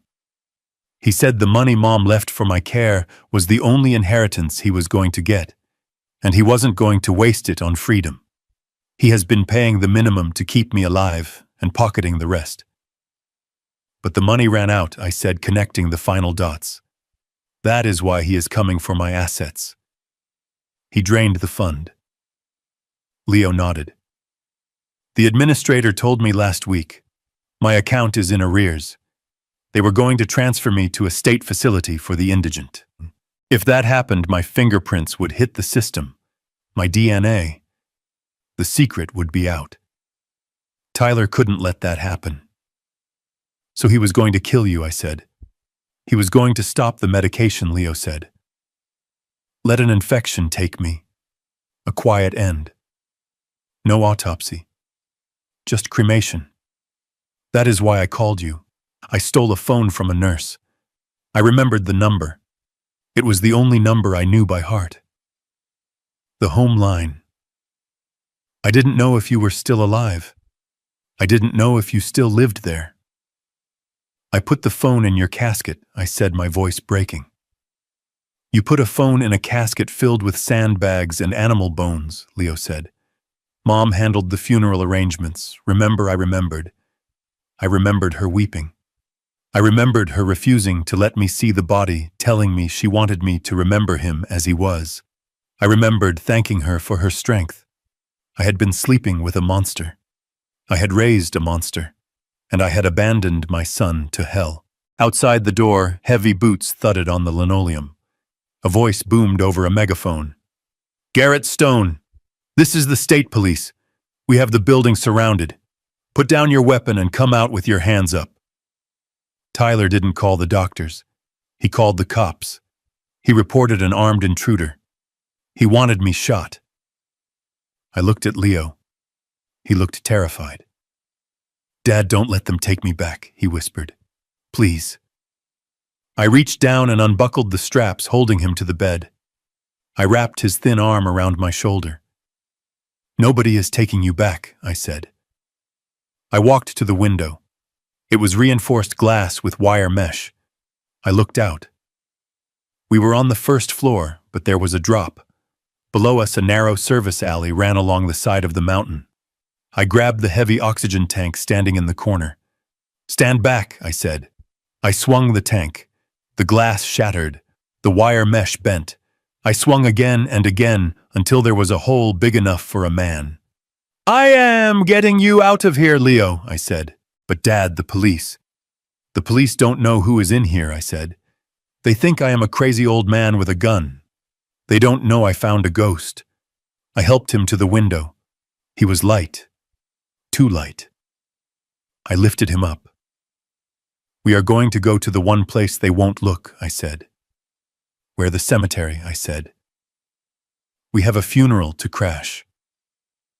I lowered him out the window into the cold mountain air. I climbed out after him, my joints screaming, my heart burning. Tyler wanted a show. I was going to give him one. I was going to give him the resurrection of the brother he murdered. We moved into the shadows of the alley, leaving Sanctuary Hills behind. The sirens wailed in the distance, but they were singing the wrong song. They were hunting a man who was already gone. I checked my watch. The memorial service. The 25th anniversary service that Tyler had insisted on organizing to show off his piety. It was tomorrow at noon. We had 24 hours to get back, 24 hours to turn a lie into a weapon. I looked at Leo limping beside me, leaning on me for support. Can you make it? I asked. He looked up, his good eye blazing with a fire that 25 years of darkness hadn't extinguished. For this, he said, I could walk through hell. Good, I said, because that is exactly where we are going. The wail of the sirens wasn't fading. It was getting louder. We were 10 yards from the window, huddled behind a row of industrial dumpsters in the service alley, when the floodlights hit us. They washed over the concrete like a tidal wave of white heat, blinding me instantly. I tried to shield Leo, pushing his frail body behind the rusted metal, but it was too late. We weren't running into the darkness. We were running into a kill box. "Garrett Stone," a voice boomed over a loudspeaker. "Drop the weapon. Step away from the patient." I gripped my pistol, my thumb hovering over the safety. I calculated the odds. 2 guards at the end of the alley. A cruiser blocking the exit ramp. A sniper likely setting up on the roof. I could take 2 of them. Maybe 3. But Leo, one stray bullet, 1 piece of shrapnel, and 25 years of survival would end in a fraction of a second. My burner phone vibrated in my pocket. I ignored it. I was busy looking for a breach in their line. It vibrated again. And again. I pulled it out, keeping my eyes on the perimeter. "Unknown number," I answered. "You made it further than I thought, Dad," Tyler's voice said. He sounded calm, bored even. "But you are out of moves." "I am getting him out." "Tyler," I said, my voice scraping like sandpaper. "And then I am coming for you." "No," Tyler said. "You aren't. Because if you take one more step, I make a call. The nurse on duty, Nurse Ratched's meaner sister, she has a standing order. If patient 104 attempts to leave, she administers a sedative, a very, very strong one. It stops the heart in about 30 seconds. It looks just like natural causes." I froze. I looked down at Leo. He was shivering against the dumpster, his good eye wide with terror, his breath coming in shallow gasps. He couldn't run. He couldn't fight. He was at their mercy. "You wouldn't," I said. "I killed him once, Dad," Tyler said, his voice chillingly void of emotion. "Do you really think I won't do it again? I am trying to save us all the embarrassment. Put him back. Get in your truck. Come home. If you do that, he lives. He stays comfortable. If you don't, well, funerals are expensive, but I guess we can afford one more." The rage that filled me was different from before. It wasn't fire. It was ice. Absolute zero. I looked at the guards closing in. I looked at my son, broken and fragile in the hospital gown. If I fought, he died. If I surrendered, he lived to fight another day. I made the only choice a father could make. "Don't hurt him," I whispered into the phone. "I am coming back." I hung up. I turned to Leo. I grabbed his shoulders. "I have to put you back," I said, my heart breaking with every syllable. "It is the only way to keep you breathing." "Dad, no." Leo grabbed my sleeve, his grip weak. "Please, listen to me," I hissed, staring into his one good eye. "This isn't over. I am just changing the battlefield. I swear on your mother's grave I will come back for you. Trust me." He looked at me. He searched my face for the soldier he remembered. He nodded, tears mixing with the dirt on his scars. I stood up. I threw my pistol out onto the asphalt. It clattered loudly. I raised my hands. "I surrender," I shouted. "I am unarmed. I need medical assistance for the patient." The guards swarmed us. Rough hands grabbed me, slamming me against the dumpster. I didn't fight. I watched them lift Leo, handling him like a sack of laundry.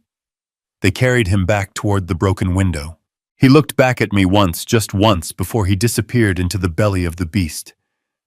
They escorted me to the gate. They didn't arrest me. Tyler must have pulled strings, told them I was a confused old man having an episode. They just wanted me gone.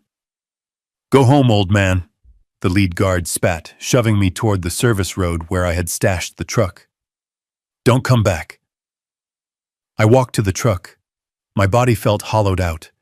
I sat in the cab for 10 minutes, shaking not from fear, but from the effort of holding back the urge to drive that truck through the front doors of the facility. But I had a plan. A new plan. Tyler wanted a confused, defeated old man. I would give him one. I would give him the performance of a lifetime. I drove the 6 hours back in a trance. I rehearsed every twitch, every stammer. I needed to look like a man who had finally snapped under the weight of his own dementia. I pulled into Tyler's driveway at noon. My own house was still locked up, super-glued shut. I knew he would be here, waiting. I stumbled out of the truck. I let my shoulders slump. I dragged my left leg slightly. I didn't knock. I just stood on the lawn, staring at the front door, swaying like a tree in the wind. The door opened. Tyler stood there, coffee mug in hand, Brittany peeking over his shoulder. He smiled. It was the smile of a man who had just won the lottery. "Welcome back to reality, Dad," he called out. I walked toward him. I let my mouth hang open slightly. I focused my eyes on a point 1,000 yards behind him. I got lost. I mumbled, my voice trembling. I was looking for Meredith. "Have you seen your mother?" Tyler's grin widened. He exchanged a look with Brittany. They bought it. "Mom is dead, Dad," he said, stepping aside to let me in. "Remember, you are confused. You've had a long night chasing ghosts." I stepped into his foyer. It smelled of potpourri and expensive lies. I tried to find him. I whimpered, grabbing Tyler's arm. "Leo, he called me. But the building, it was just a wall. I couldn't get in." "There is no Leo, Dad," Tyler said, his voice dripping with fake sympathy. "It was a dream. A bad dream." "I'm so tired," I said, clutching my chest. I let my breathing hitch. I staggered, grabbing the hallway table for support, knocking over a vase. It shattered. "Dad?" Tyler asked, stepping back to avoid the water. I let my knees buckle. I slid down the wall, gripping my left arm. I squeezed my eyes shut and let out a low groan. "My arm?" I gasped. "It feels heavy." "Oh my God!" Brittany shrieked. "He's having a stroke! Call 911!" Tyler shouted, but he didn't move to help me. He stood there watching, calculating. I could see the gears turning in his head. If I died right here, it would save him a lot of paperwork. I forced myself to open my eyes. I looked up at him, making my face slack, my speech slurred. Ty, I stammered. I don't want to go. Not like this. The house, the money." Tyler knelt down instantly. The mention of assets revived him faster than CPR. "What about the house, Dad?" he asked urgently. You take it," I wheezed. "I can't do it anymore. Too hard. The voices, too loud. I just want to rest." I reached into my jacket pocket with a shaking hand. I pulled out the crumpled power of attorney papers I had grabbed from my own desk before leaving the ones he had tried to force on me days ago. I had kept them. "Pen," I gasped. "Need sign before I go." Tyler scrambled. He practically ripped a pen from Brittany's hand. He smoothed the paper out on the floor tiles right next to my paralyzed leg. "Here, Dad," he said, guiding my hand. "Just sign right here. We will take care of everything. We will make sure you rest." I let my hand tremble violently. I made the signature look like a seismograph reading during an earthquake. It was jagged, weak, pathetic. It was perfect. "There," I breathed, letting the pen roll away. "Done. Yours. All yours." Tyler snatched the paper. He stared at the signature, his eyes gleaming. He had it. The keys to the kingdom. The legal authority to strip me bare. "You did the right thing, Dad," he said, standing up. He didn't look worried about my stroke anymore. He looked ecstatic. Brittany, cancel the ambulance. He is stabilizing. Help me get him to the guest room. Cancel it, Brittany asked. But he is fine, Tyler snapped. It was just a TIA, a mini stroke. Stress. He needs sleep, not a hospital bill. Besides, we have control now. We can put him in a home tomorrow. They hauled me up. I was dead weight in their arms. They dragged me to the guest bedroom and dumped me on the bed. Rest now, old man, Tyler whispered, patting my cheek. It wasn't affectionate. It was a dismissal. They left the room. I heard the door lock from the outside. I lay in the dark, listening to their muffled celebration in the kitchen. I heard the pop of a champagne cork. They were toasting to my demise. They were toasting to their inheritance. I stopped shaking. I sat up. I rotated my shoulder, working out the stiffness. My stroke had vanished as quickly as it arrived. I looked at the window. The sun was setting. Tyler had the papers. He thought he had the power. He thought I was a vegetable rotting in his spare room. He would be careless now. He would be arrogant. He didn't know that the signature I gave him was on a document that my lawyer Alan had already flagged as void in the system 3 hours ago. He didn't know that by signing it, I had just given him the rope to hang himself. And he definitely didn't know about the phone call I was about to make. I pulled the second burner phone from my sock, the one they hadn't found. I dialed a number I hadn't used since my days contracting for private military security in the Gulf. Sanders, a voice answered. Gravel and iron. It's Stone, I said. I need a crew. 5 men. Heavy extraction gear. And a hearse. A hearse? Sanders asked. Who died? Nobody, I said, staring at the locked door. But tomorrow at noon, we are going to wake the dead. The morning sun hit the dust motes dancing in the guest bedroom, but I did not move. I lay staring at the ceiling fan, counting the rotations. 1, 2, 3.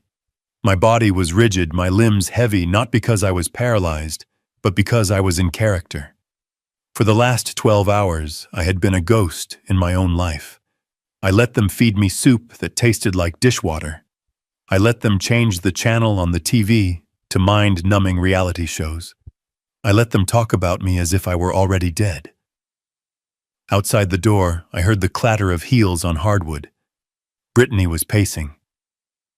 We need to list the house by Friday, she was saying, her voice sharp and loud. The market is cooling off, Tyler. If we wait until he is actually gone, we might lose 10%. He is not going to be gone by Friday. Tyler replied, his voice muffled by a mouthful of toast. He is stable.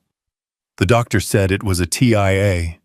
He could last for years in a home. We have the power of attorney now. We can list it whenever we want. I already called the realtor. She is coming over at 2. I clenched my jaw so hard my teeth creaked. They were selling my house before I had even left it. They were carving up the carcass while the heart was still beating. The door handle turned. I let my jaw go slack. I let my eyes drift out of focus. I became the vegetable they wanted me to be. Tyler walked in. He was wearing one of my old flannel shirts. It was too big for him. He looked like a child playing dress-up. He stood over the bed looking down at me with a mixture of disgust and triumph. "Morning, Dad," he said loudly. "You awake in there?" I made a low groaning sound in my throat. I tried to lift my hand and let it flop back onto the mattress. Weak, helpless. Tyler smirked. He patted my leg. "Good news. We found a place for you. Sunny Meadows. It is nice. They have bingo. We are going to move you there on Monday." Monday. That gave me 48 hours. I didn't need 48. I needed 24. I wet my lips. I made my voice sound like dry leaves scraping on pavement. Ty. He leaned in. "What, you want water? No," I wheezed. "Leo." Tyler recoiled. Don't start with that again, Dad. Leo is gone. I grabbed his wrist. My grip was trembling, but I put just enough strength into it to keep him there. 25 years, I whispered. Tomorrow. Tyler frowned. He pulled his phone out and checked the date. His eyes widened. Huh. You are right. Tomorrow is the 25th anniversary. I forgot. I squeezed his wrist. Memorial, I rasped. Big service. Please. Before I go. Tyler pulled his arm away. A memorial, Dad. We don't have time for a party. We have movers coming. We have inspections.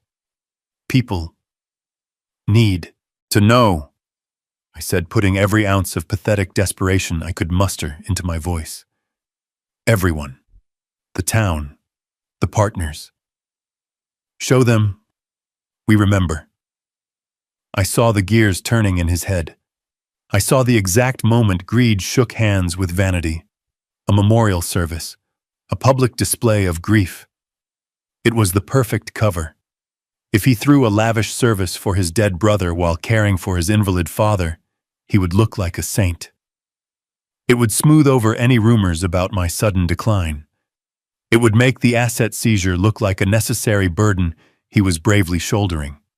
And more importantly, he could invite his creditors. He could invite the investors he was trying to woo for his failing startups. He could show them that he was now the head of the Stone family, the executor of the estate. He smiled. It was a shark's smile. You know what, Dad? That is a beautiful idea. A tribute to Leo and to you. A passing of the torch. He walked to the door, calling out for Brittany. Babe, cancel the realtor. We are having a funeral tomorrow. I listened as they planned it. They didn't come back into the room. They sat in the kitchen drinking my coffee, spending my money. They talked about caterers. They talked about inviting the mayor. They talked about which wine would pair best with a 25-year-old tragedy. They were so busy planning their big show, they didn't hear me slide the burner phone from under the mattress. I dialed Sanders. He answered on the first ring. Status. I asked, my voice dropping, the tremor returning to the steel of the foreman. We are in position, Sanders said. We have eyes on the facility. Shift change is in 20 minutes.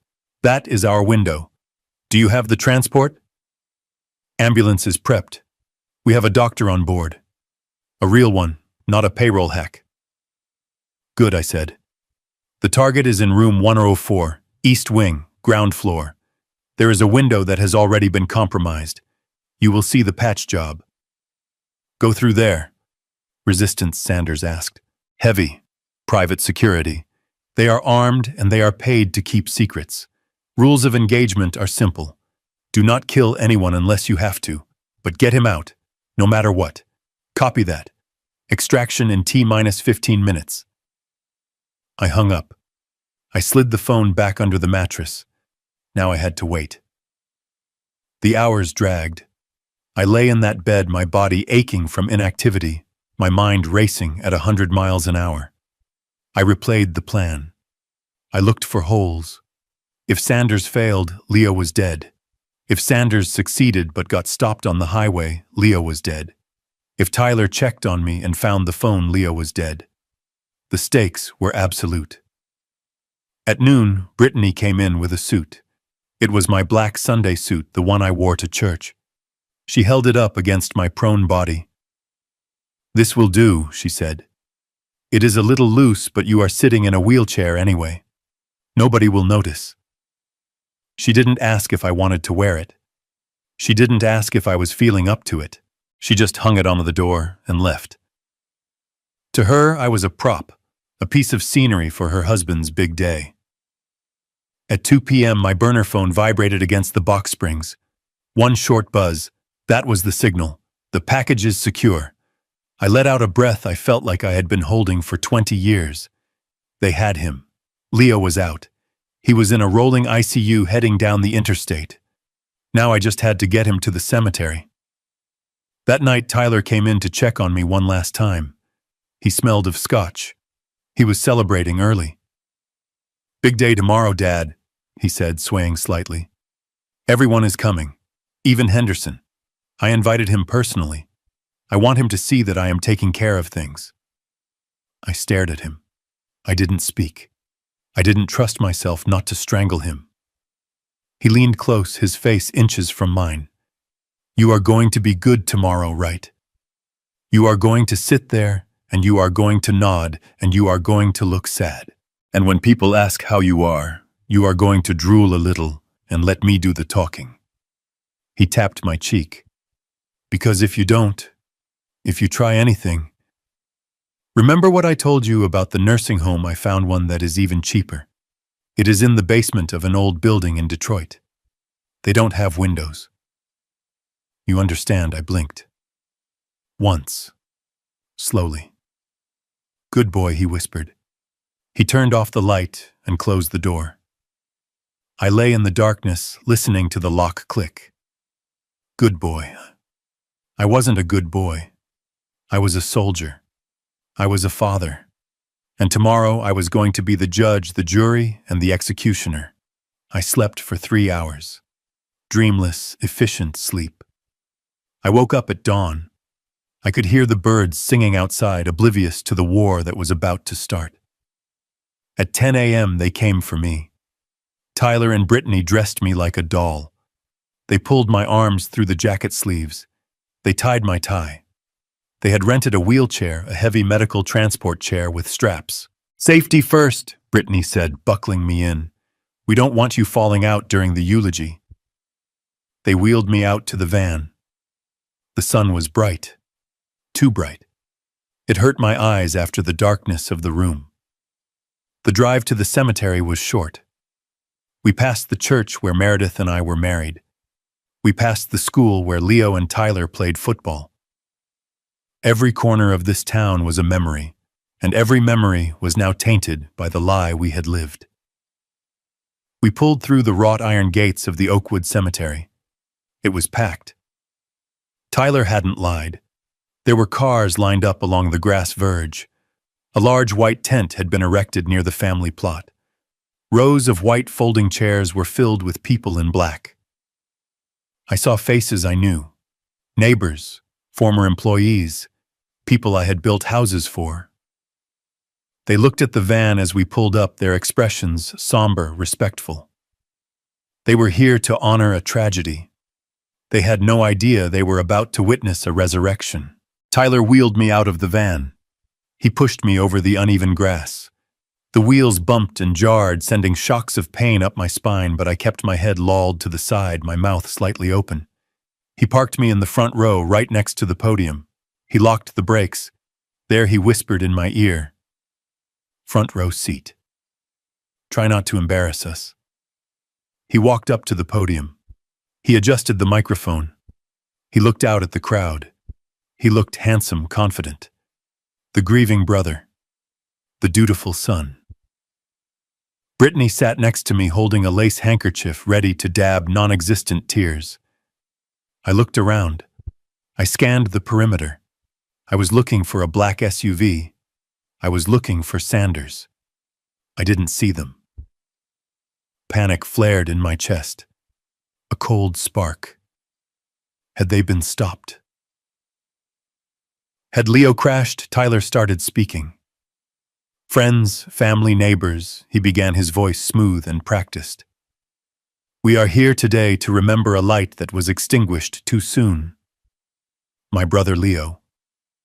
He paused for effect. A hush fell over the crowd. 25 years ago, we lost him, and a part of us died with him. My mother, Meredith, she never recovered. And my father... He gestured to me. The crowd turned to look. I saw pity in their eyes. I saw sorrow. My father is here with us today, but his heart is broken. His mind is tired. He wanted this service. He wanted to say goodbye one last time before he rests. He was burying me. Right there in front of everyone. He was writing my epitaph while I sat breathing 5 feet away. I kept scanning. Where were they? But even through the pain, Tyler continued, even through the loss, we find strength. We find a way to move forward. Leo would have wanted that. He would have wanted us to protect what he left behind. I heard it then. Faint at first. The rumble of a heavy engine. Not a car, a truck. It was coming from the service entrance behind the mausoleums. Tyler heard it too. He faltered. He looked up, annoyed at the interruption. A black Sprinter van tore around the corner. It wasn't driving respectfully. It was driving fast. It kicked up dirt and gravel. The crowd murmured. People stood up, craning their necks. The van screeched to a halt 20 yards from the tent. The side door slid open with a mechanical, violently loud slam. Tyler stopped speaking. He gripped the podium. I felt the vibration of the phone in my jacket pocket. 3 buzzes. The eagle has landed. I sat up. I straightened my spine. I lifted my head. I closed my mouth. Brittany gasped. She grabbed my arm. Garrett. What are you doing? I shook her hand off. I didn't look at her. I looked at the van. 2 men in dark suits stepped out. They reached into the back. They pulled out a wheelchair. But this wasn't a transport chair. This was a high-tech medical chair with oxygen tanks and monitors attached. And sitting in it, wrapped in a blanket, was a man with half a face. A gasp rippled through the crowd, a collective intake of breath that sucked the air out of the tent. Tyler went pale. Ghost pale. He stepped back from the podium, knocking over a vase of lilies. No, he whispered. The microphone picked it up. It boomed across the cemetery. No. Sanders stepped out of the driver's seat. He walked to the back of the wheelchair and began to push it. He pushed it straight down the center aisle, parting the sea of black coats. The man in the chair lifted his head. The sun hit the scars. It hit the milky white eye. And it hit the blue eye. Leo Stone had come home. I reached down and unlocked the brakes of my wheelchair. I stood up. My legs were stiff.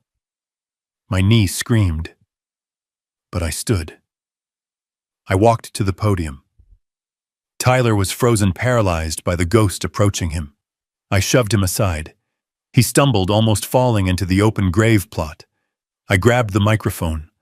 I looked at the crowd. I looked at the faces of the people who had pitied me, who had believed the lie. I pointed at the man in the wheelchair. You all came here to mourn a dead boy, I said, my voice booming, strong and angry. But I have bad news for you. I looked at Tyler, who was shaking his head, tears of terror streaming down his face. The coffin is empty, I said. The smell of lilies in the midday sun was thick enough to choke a man. It was a cloying, sweet scent that I had always associated with death, but today it smelled like something else. It smelled like fraud. I sat strapped into that medical transport chair, my head lolling to the right, a line of drool that I had carefully manufactured, drying on my chin. I was the perfect prop, the broken father, the silent tragedy that gave Tyler's performance the weight of legitimacy. From my vantage point in the front row, I could see everything. I saw the rows of black-clad mourners, people who had known me for 30 years, looking at me with that specific brand of pity that makes your skin crawl. They whispered behind their hands, "Poor Garrett. He has lost his mind. It is a mercy, really. He doesn't know what is happening." They were wrong. I knew exactly what was happening. I was watching a masterclass in hypocrisy. Tyler stood at the podium, bathed in a shaft of sunlight that made him look like a corrupted angel. He had practiced his expression in the mirror. I was sure of it. It was a perfect balance of stoic strength and vulnerability. He gripped the sides of the lectern, his knuckles white, pausing for effect before he spoke. "We are not just here to mourn, Tyler," said his voice catching in his throat, just enough to sound genuine. "We are here to remember the promise of a life cut short." Leo was more than a brother. He was my compass. When we lost him 25 years ago, I promised myself I would live a life worthy of his memory. I bit the inside of my cheek until I tasted copper. A life worthy of his memory. "You killed him," I thought, the rage simmering in my gut, like molten lead. "You smashed his body in a car wreck, watched your mother burn him to hide your crime, and then spent a quarter of a century spending the money meant to keep him alive. And now you stand there wearing a suit paid for by my credit card, lying to God and everyone else." Tyler continued, launching into a story about how Leo had once saved a stray dog from a frozen river. It was a good story. It was also a lie. I was the one who pulled that dog out. Tyler had been inside watching cartoons, but the crowd ate it up. I saw handkerchiefs dabbing at eyes. I saw heads nodding in solemn agreement. He was rewriting history, painting himself as the grieving survivor who had carried the torch of the family honor. Beside me, Brittany shifted in her folding chair. She wasn't listening to her husband. She was busy conducting business.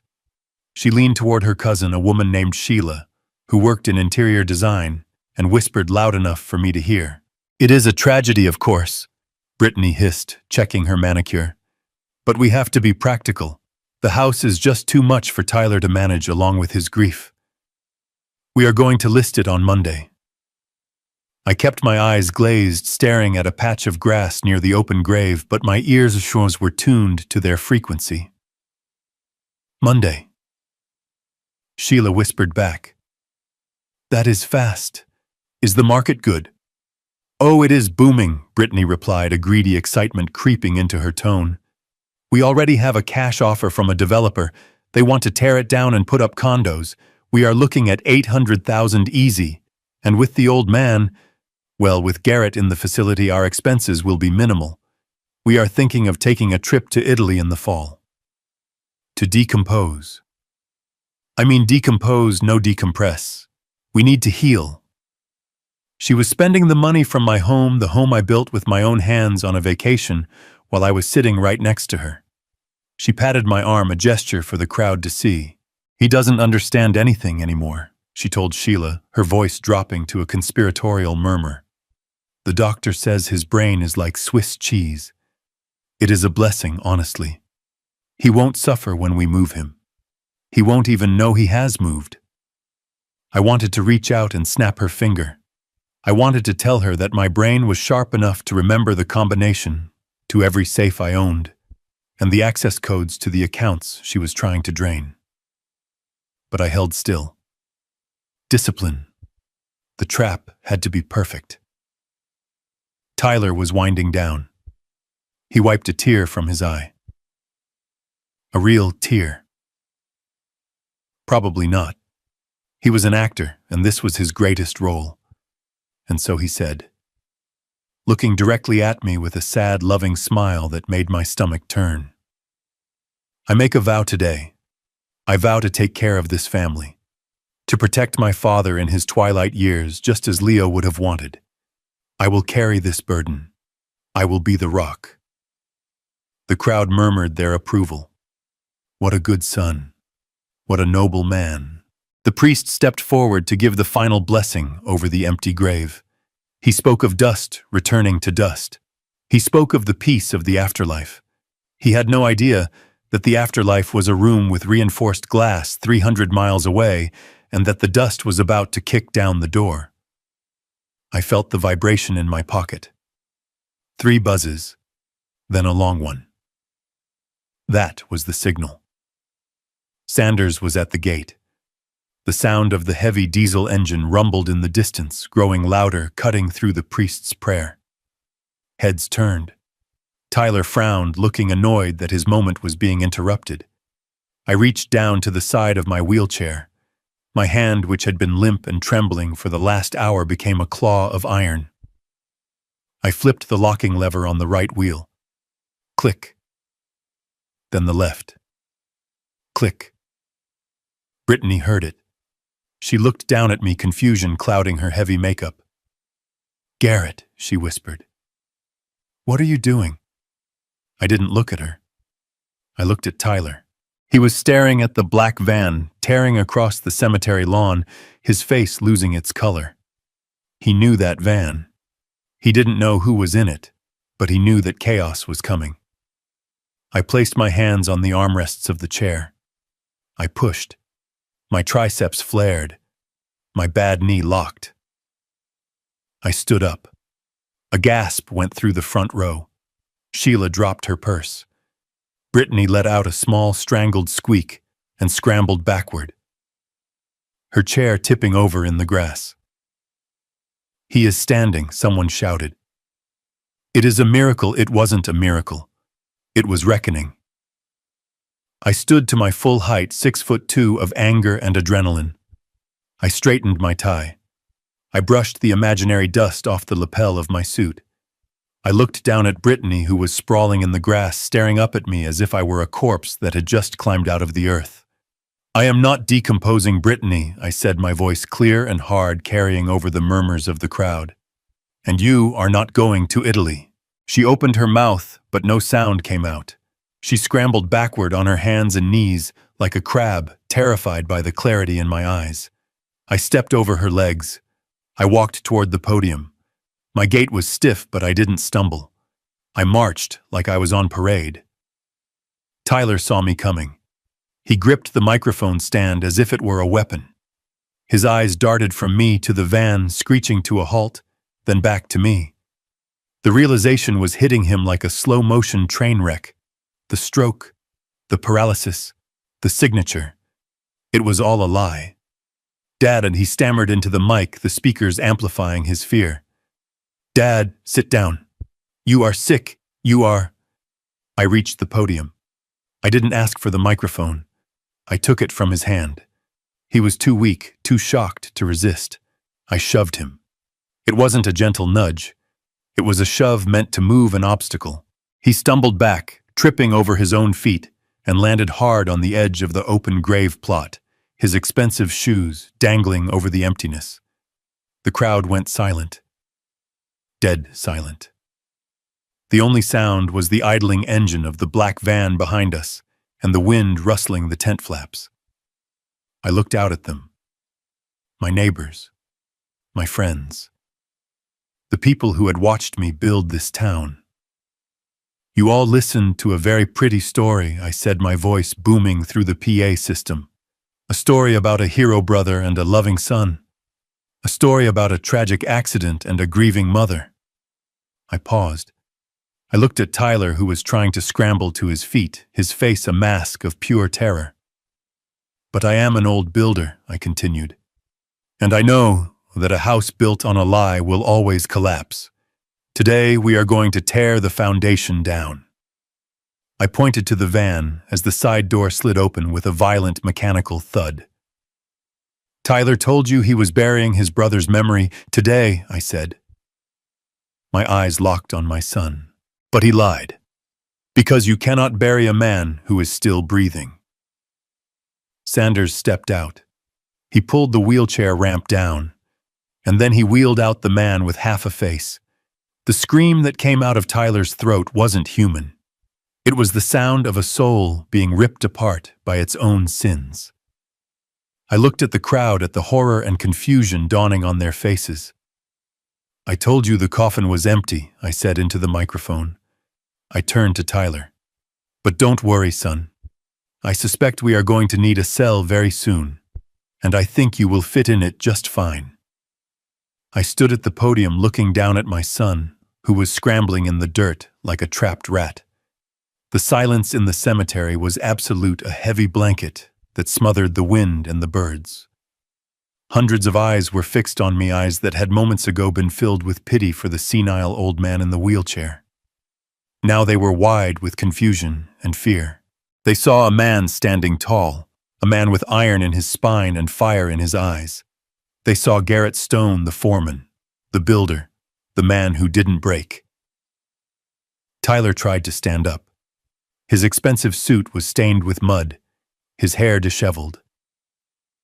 He looked at me, then at the crowd, then at the black van idling on the grass.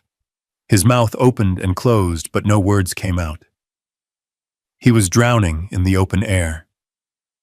I leaned into the microphone. The feedback squealed a high, piercing sound that made everyone flinch. "You want to know why I am not reading the eulogy Tyler wrote for me?" I asked, my voice booming across the rows of white chairs. "Because eulogies are for the dead, and we are not here to bury anyone today. We are here to dig up the truth." I reached into my pocket and pulled out the burner phone. I didn't bother with Bluetooth or cables. I simply held the speaker of the phone directly against the microphone of the podium. My hand was steady. I pressed play. The sound of Tyler's voice crackled through the PA system, amplified 1,000 times. It was the call he had made to me the night I tried to rescue Leo. The call where he thought he had won. "I killed him once, Dad. Do you really think I won't do it again? I am trying to save us all the embarrassment. Put him back. Get in your truck. Come home. If you do that, he lives. If you don't, well, funerals are expensive, but I guess we can afford one more." The recording ended. I didn't turn it off immediately. I let the static hiss for a few seconds, letting the words hang in the air like toxic smoke. A collective gasp rippled through the crowd. It started in the front row and rolled back like a wave. People turned to each other, their faces pale, their hands covering their mouths. Sheila, the interior designer who had been plotting my home renovation 5 minutes ago, looked as if she might faint.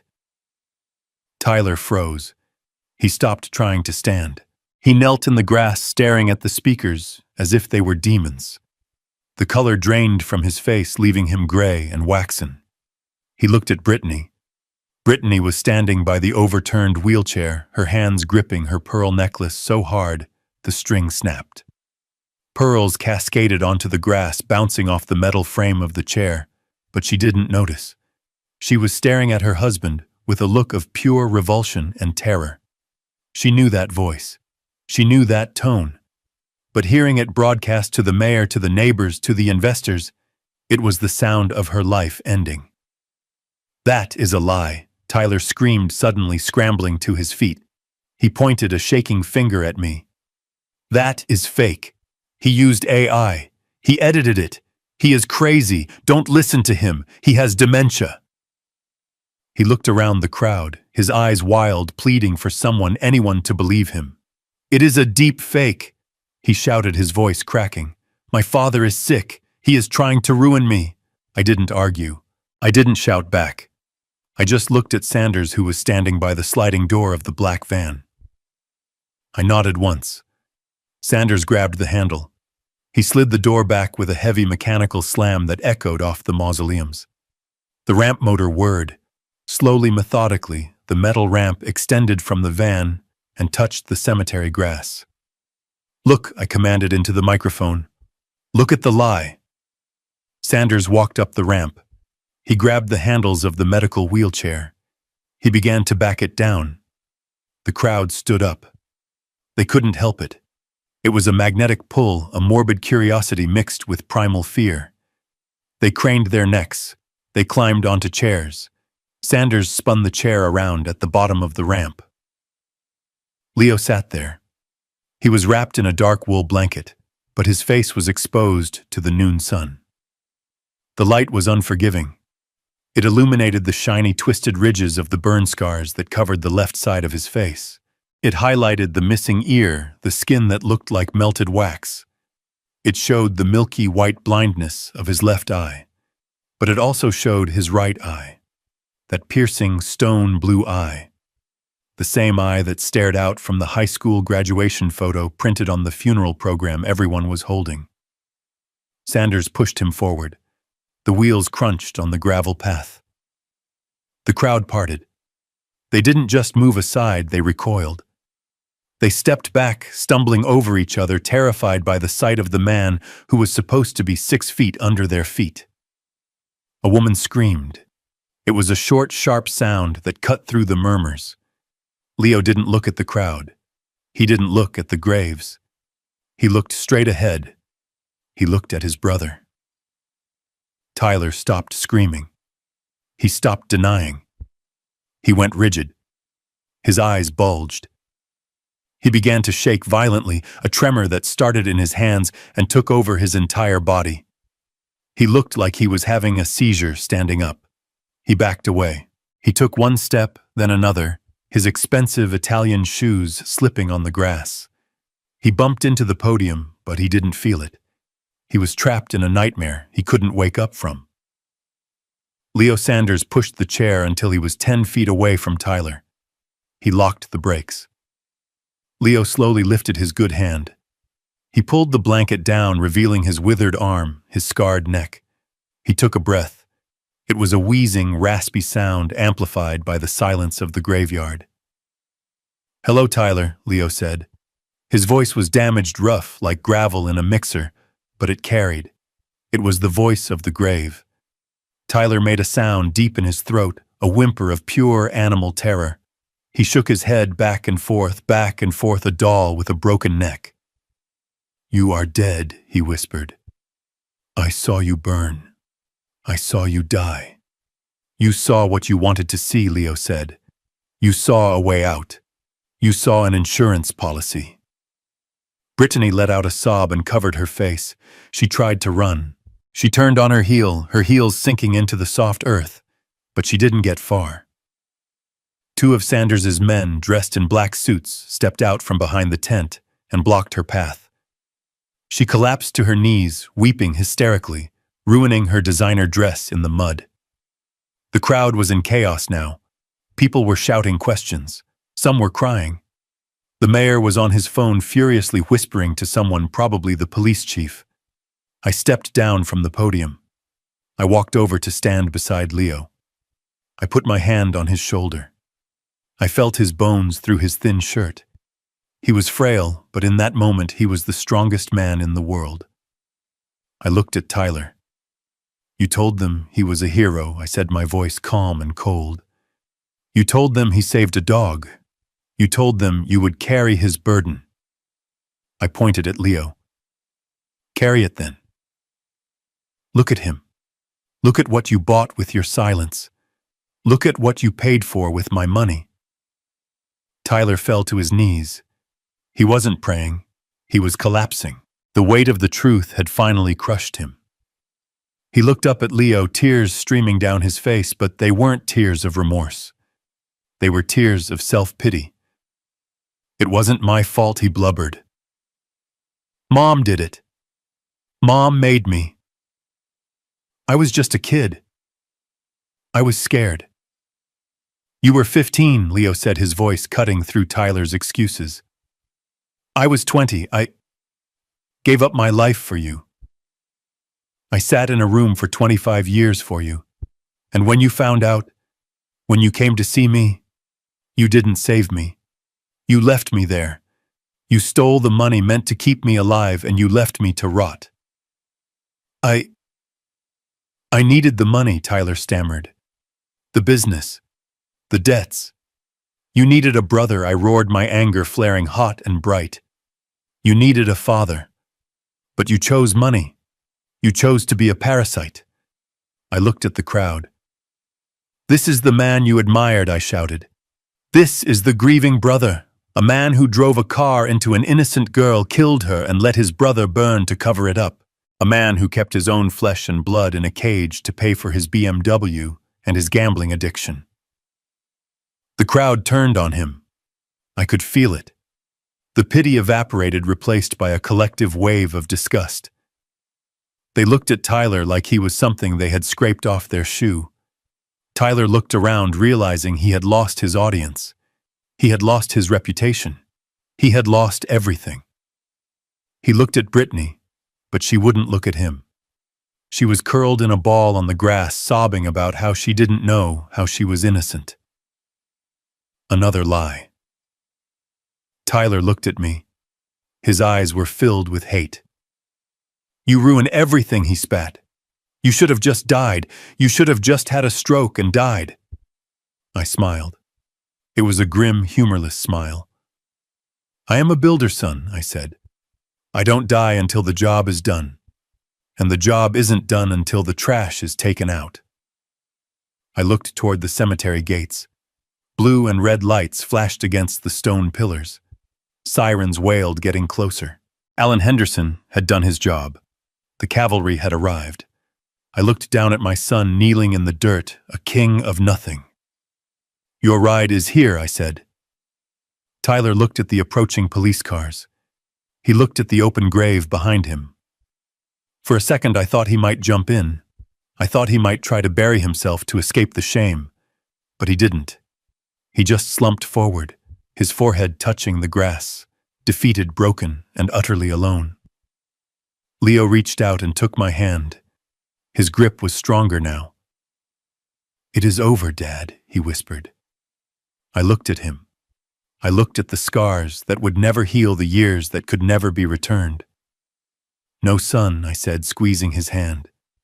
It is just beginning. The sirens cut out as 4 police cruisers skidded to a halt, blocking the wrought iron gates of the cemetery, effectively sealing us inside the very trap Tyler had set for me. The lights flashed rhythmically, painting the white tent and the black suits of the mourners in strobes of red and blue. It was the lighting a crime scene deserved. Chief Miller stepped out of the lead car. I had known Miller for 30 years. We fished the same river. He was a good man, a man of the law, but today his face was hard as granite.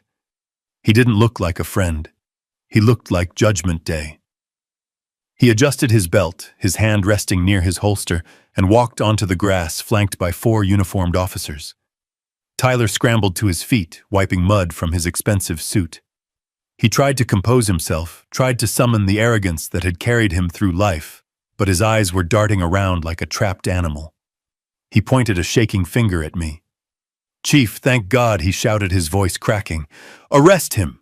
My father has snapped. He kidnapped this man. He is holding him hostage. He is dangerous.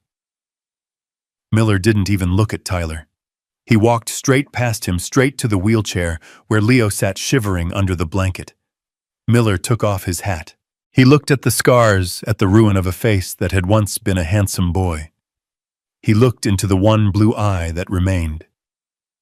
Leo Stone Miller asked, his voice gentle. Leo nodded. I am here, Chief. Miller let out a breath he seemed to have been holding since he got the call. He turned slowly to face Tyler. The look of disgust on his face was enough to make a lesser man wither. Tyler Stone Miller said, his voice carrying over the wind. You are under arrest.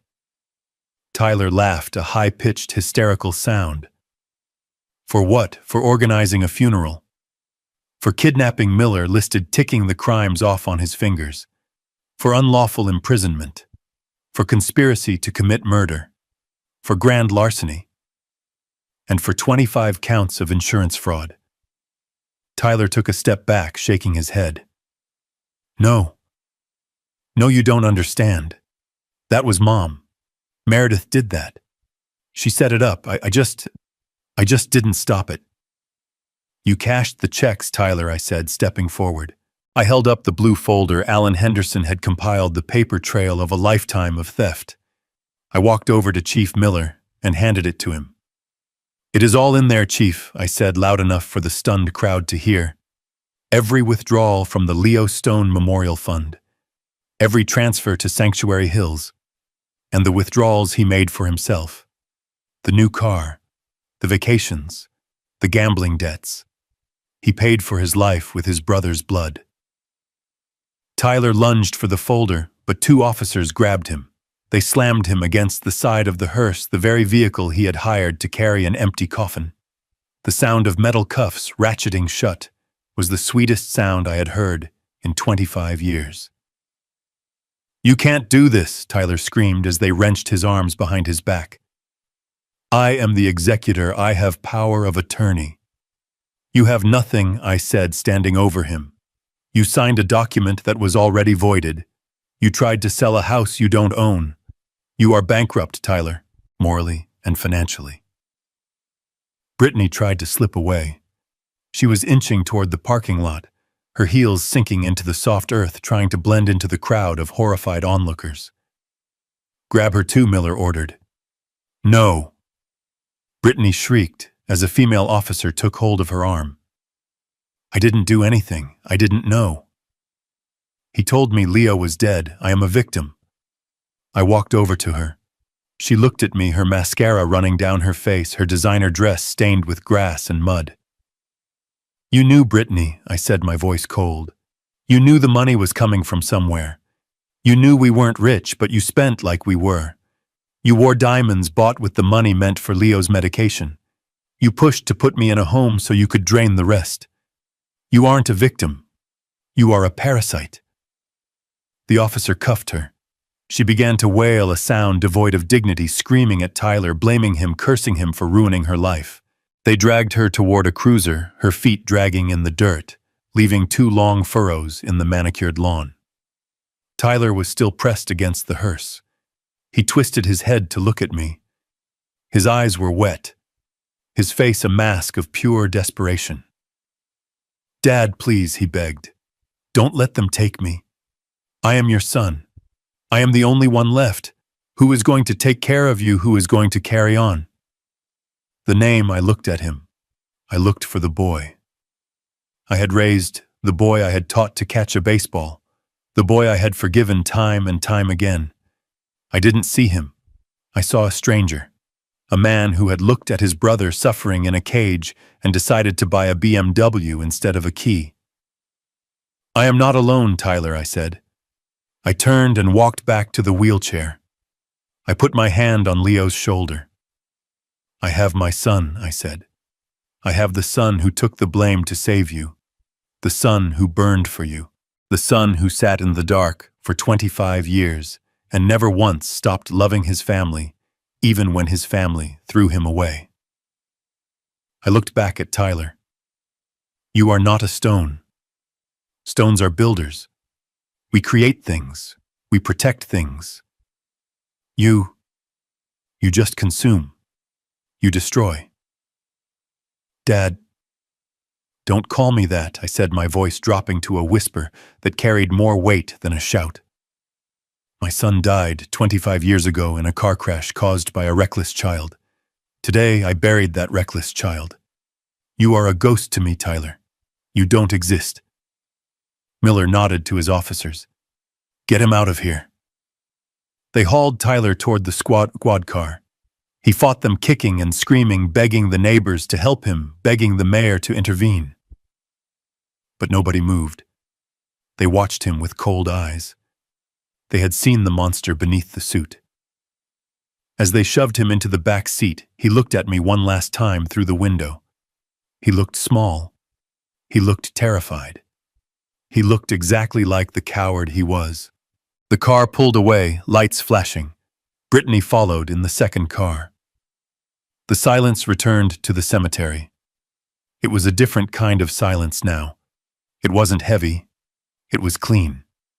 The air felt lighter, as if a poison had been sucked out of the atmosphere. The crowd began to disperse. They didn't come up to shake my hand. They didn't offer condolences. They just walked away, heads down, ashamed to have been part of the charade, ashamed that they had believed the lie. They left me alone with my son. Sanders and his men stood by the van a respectful distance away. I knelt beside the wheelchair. I looked at Leo. He was crying silently, tears tracking through the valleys of his scars. "Is he gone?" he whispered. "He is gone," I said. "He can't hurt you anymore." "The walls are down, Leo. You are free." Leo reached out with his good hand. His fingers brushed my cheek. His skin was rough like parchment paper, but his touch was warm. "I missed you, Dad," he said. "I broke then." The soldier vanished. The foreman vanished. I was just an old man weeping in a graveyard, holding the hand of the boy I thought I had lost forever. "I missed you too, son," I choked out. "I missed you every single day." I stood up and wiped my face.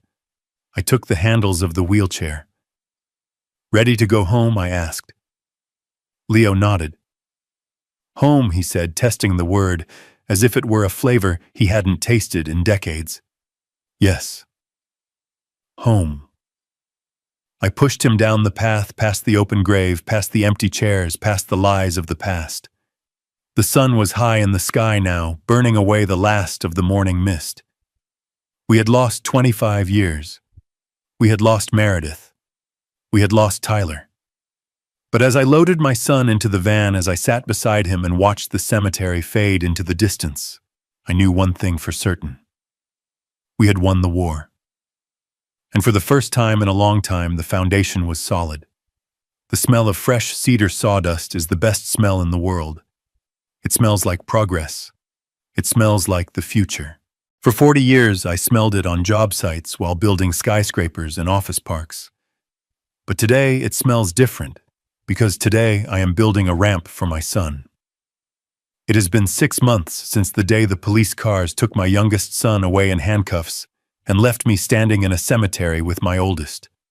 6 months of lawyers and depositions and the slow grinding gears of justice. Tyler and Brittany pleaded guilty. They had no choice. The evidence was a mountain they could not climb. They were sentenced to life in prison for kidnapping, fraud, and conspiracy. I did not go to the sentencing. I did not need to see them in orange jumpsuits to know they were gone. They chose their cages a long time ago. I sold the big house. I couldn't sleep there anymore. The walls whispered with 25 years of lies. Every room was a reminder of Meredith's deception and Tyler's greed. I sold it to the developer just like Tyler wanted, but the check didn't go into his pocket. It went into building this place. We bought a plot of land by the lake about an hour outside of town. It is quiet here.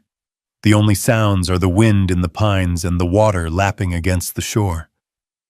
I designed the house myself. It is a single-story ranch, open concept, wide hallways, no steps. It is a house built for a wheelchair, but it doesn't feel like a hospital. It feels like a home. I put down my sander and wiped the sweat from my forehead. I looked out at the deck. Leo was sitting there wrapped in a thick cardigan watching the sunset. The evening light was kind to him. It softened the jagged edges of his scars. He still wore the mask of the fire on the left side of his face, but on the right he looked like himself. He looked like the boy who used to run through the sprinklers in the summer. I walked over to him. The wheels of his chair hummed softly on the smooth wood of the deck. "Hey, Dad," he said without turning his head. "The water looks calm tonight." "It does," I said, leaning against the railing next to him. "Good night for fishing tomorrow." Leo smiled. It was a crooked smile because of the scar tissue, but it was the most beautiful thing I had ever seen. "I would like that," he said. "I haven't been fishing in a long time." I put my hand on his shoulder. "We have time, son. We have all the time in the world. The doctors say he is getting stronger. The physical therapy is brutal, but Leo attacks it with a ferocity that makes me proud. He is learning to walk again with a cane. It is slow, painful work, but he never complains. He spent 25 years in a bed. He says a little pain is a small price to pay for standing on his own 2 feet. I reached into my pocket. My fingers brushed against the cold plastic of the Nokia phone, the gray brick that had started it all. I had kept it charged on my nightstand for 6 months. A reminder. A talisman. But I didn't need reminders anymore. Leo saw it in my hand. His expression changed. The shadow of room 104 crossed his face. "You still have it?" he asked quietly. I nodded. "It saved our lives, Leo. But it belongs to the past." He looked at the phone, then out at the lake. The water was deep blue, turning black as the sun dipped below the tree line. "Then let it go," he said. I walked down the ramp I had just finished sanding. I walked out onto the wooden dock that stretched into the water. The boards creaked under my boots. I walked to the very end. I looked at the phone one last time. The screen was dark. The battery had finally died this morning, and I hadn't recharged it. It was just a piece of plastic and circuitry now. It was the vessel that had carried a ghost's voice back to the living, but the ghost was gone. The man was here. I thought about Meredith. I thought about the woman I had loved for 40 years, who had turned out to be a stranger. I thought about the secrets she kept, the money she laundered, the son she sacrificed. I wondered if she was watching us from somewhere. I hoped she was. I hoped she saw that her plan failed. I hoped she saw that love, real, messy, stubborn love, was stronger than her control. I thought about Tyler sitting in a cell, wondering where it all went wrong, blaming everyone but himself. He would rot there, and I would never visit him. He was the one who was truly dead to me. I pulled my arm back. I threw the phone as hard as I could. It sailed through the air, a gray arc against the twilight sky. It hit the water 50 yards out. There was a small splash. Ripples spread outward, disturbing the reflection of the moon, then faded. The phone sank. Down into the silt and the mud. Down into the dark where secrets belong. I stood there for a long time, watching the water smooth over. I felt lighter. The weight of the last 25 years, the grief, the anger, the confusion, it all sank with that phone. I turned around and walked back up the dock. Leo was waiting for me on the deck. The porch lights had come on, casting a warm yellow glow over the house. "Did it sink?" he asked. "Like a stone," I said. "Good," he said. "Now what?" "Now," I said, walking behind his chair to push him inside toward the smell of dinner cooking on the stove. "Now we live." I am 71 years old. My hands are calloused, my knees ache, and my heart has been broken more times than a man should have to endure. But as I sat down to dinner with my son, as we broke bread in a house built on truth, I realized something. Legacy isn't about the money you leave behind. It isn't about the buildings you erect or the name you carve on a tombstone. Legacy is the people you protect. It is the truth you defend when everyone else is lying. It is the refusal to give up even when the grave has been dug. I looked at Leo across the table. He was laughing at something I said, his blue eye sparkling, his scars stretching. "I am Garrett Stone. I am a builder. And this life right here is the best thing I have ever built. This journey taught me that family is not defined by blood, but by loyalty. I lived for decades with people who shared my name but had no concept of my values. I learned that blind trust is not a virtue, it is a vulnerability. Sometimes the people closest to you are the ones digging your grave. But most importantly, I learned that it is never too late to fix a mistake. You can always rebuild from the rubble as long as you have the courage to face the truth. Don't let money define your legacy. Let your actions speak for you. If this story of justice resonated with you, please hit that like button and subscribe for more. And tell me in the comments, if you were in my shoes, would you have visited Tyler in prison or would you have walked away forever? I want to hear your thoughts.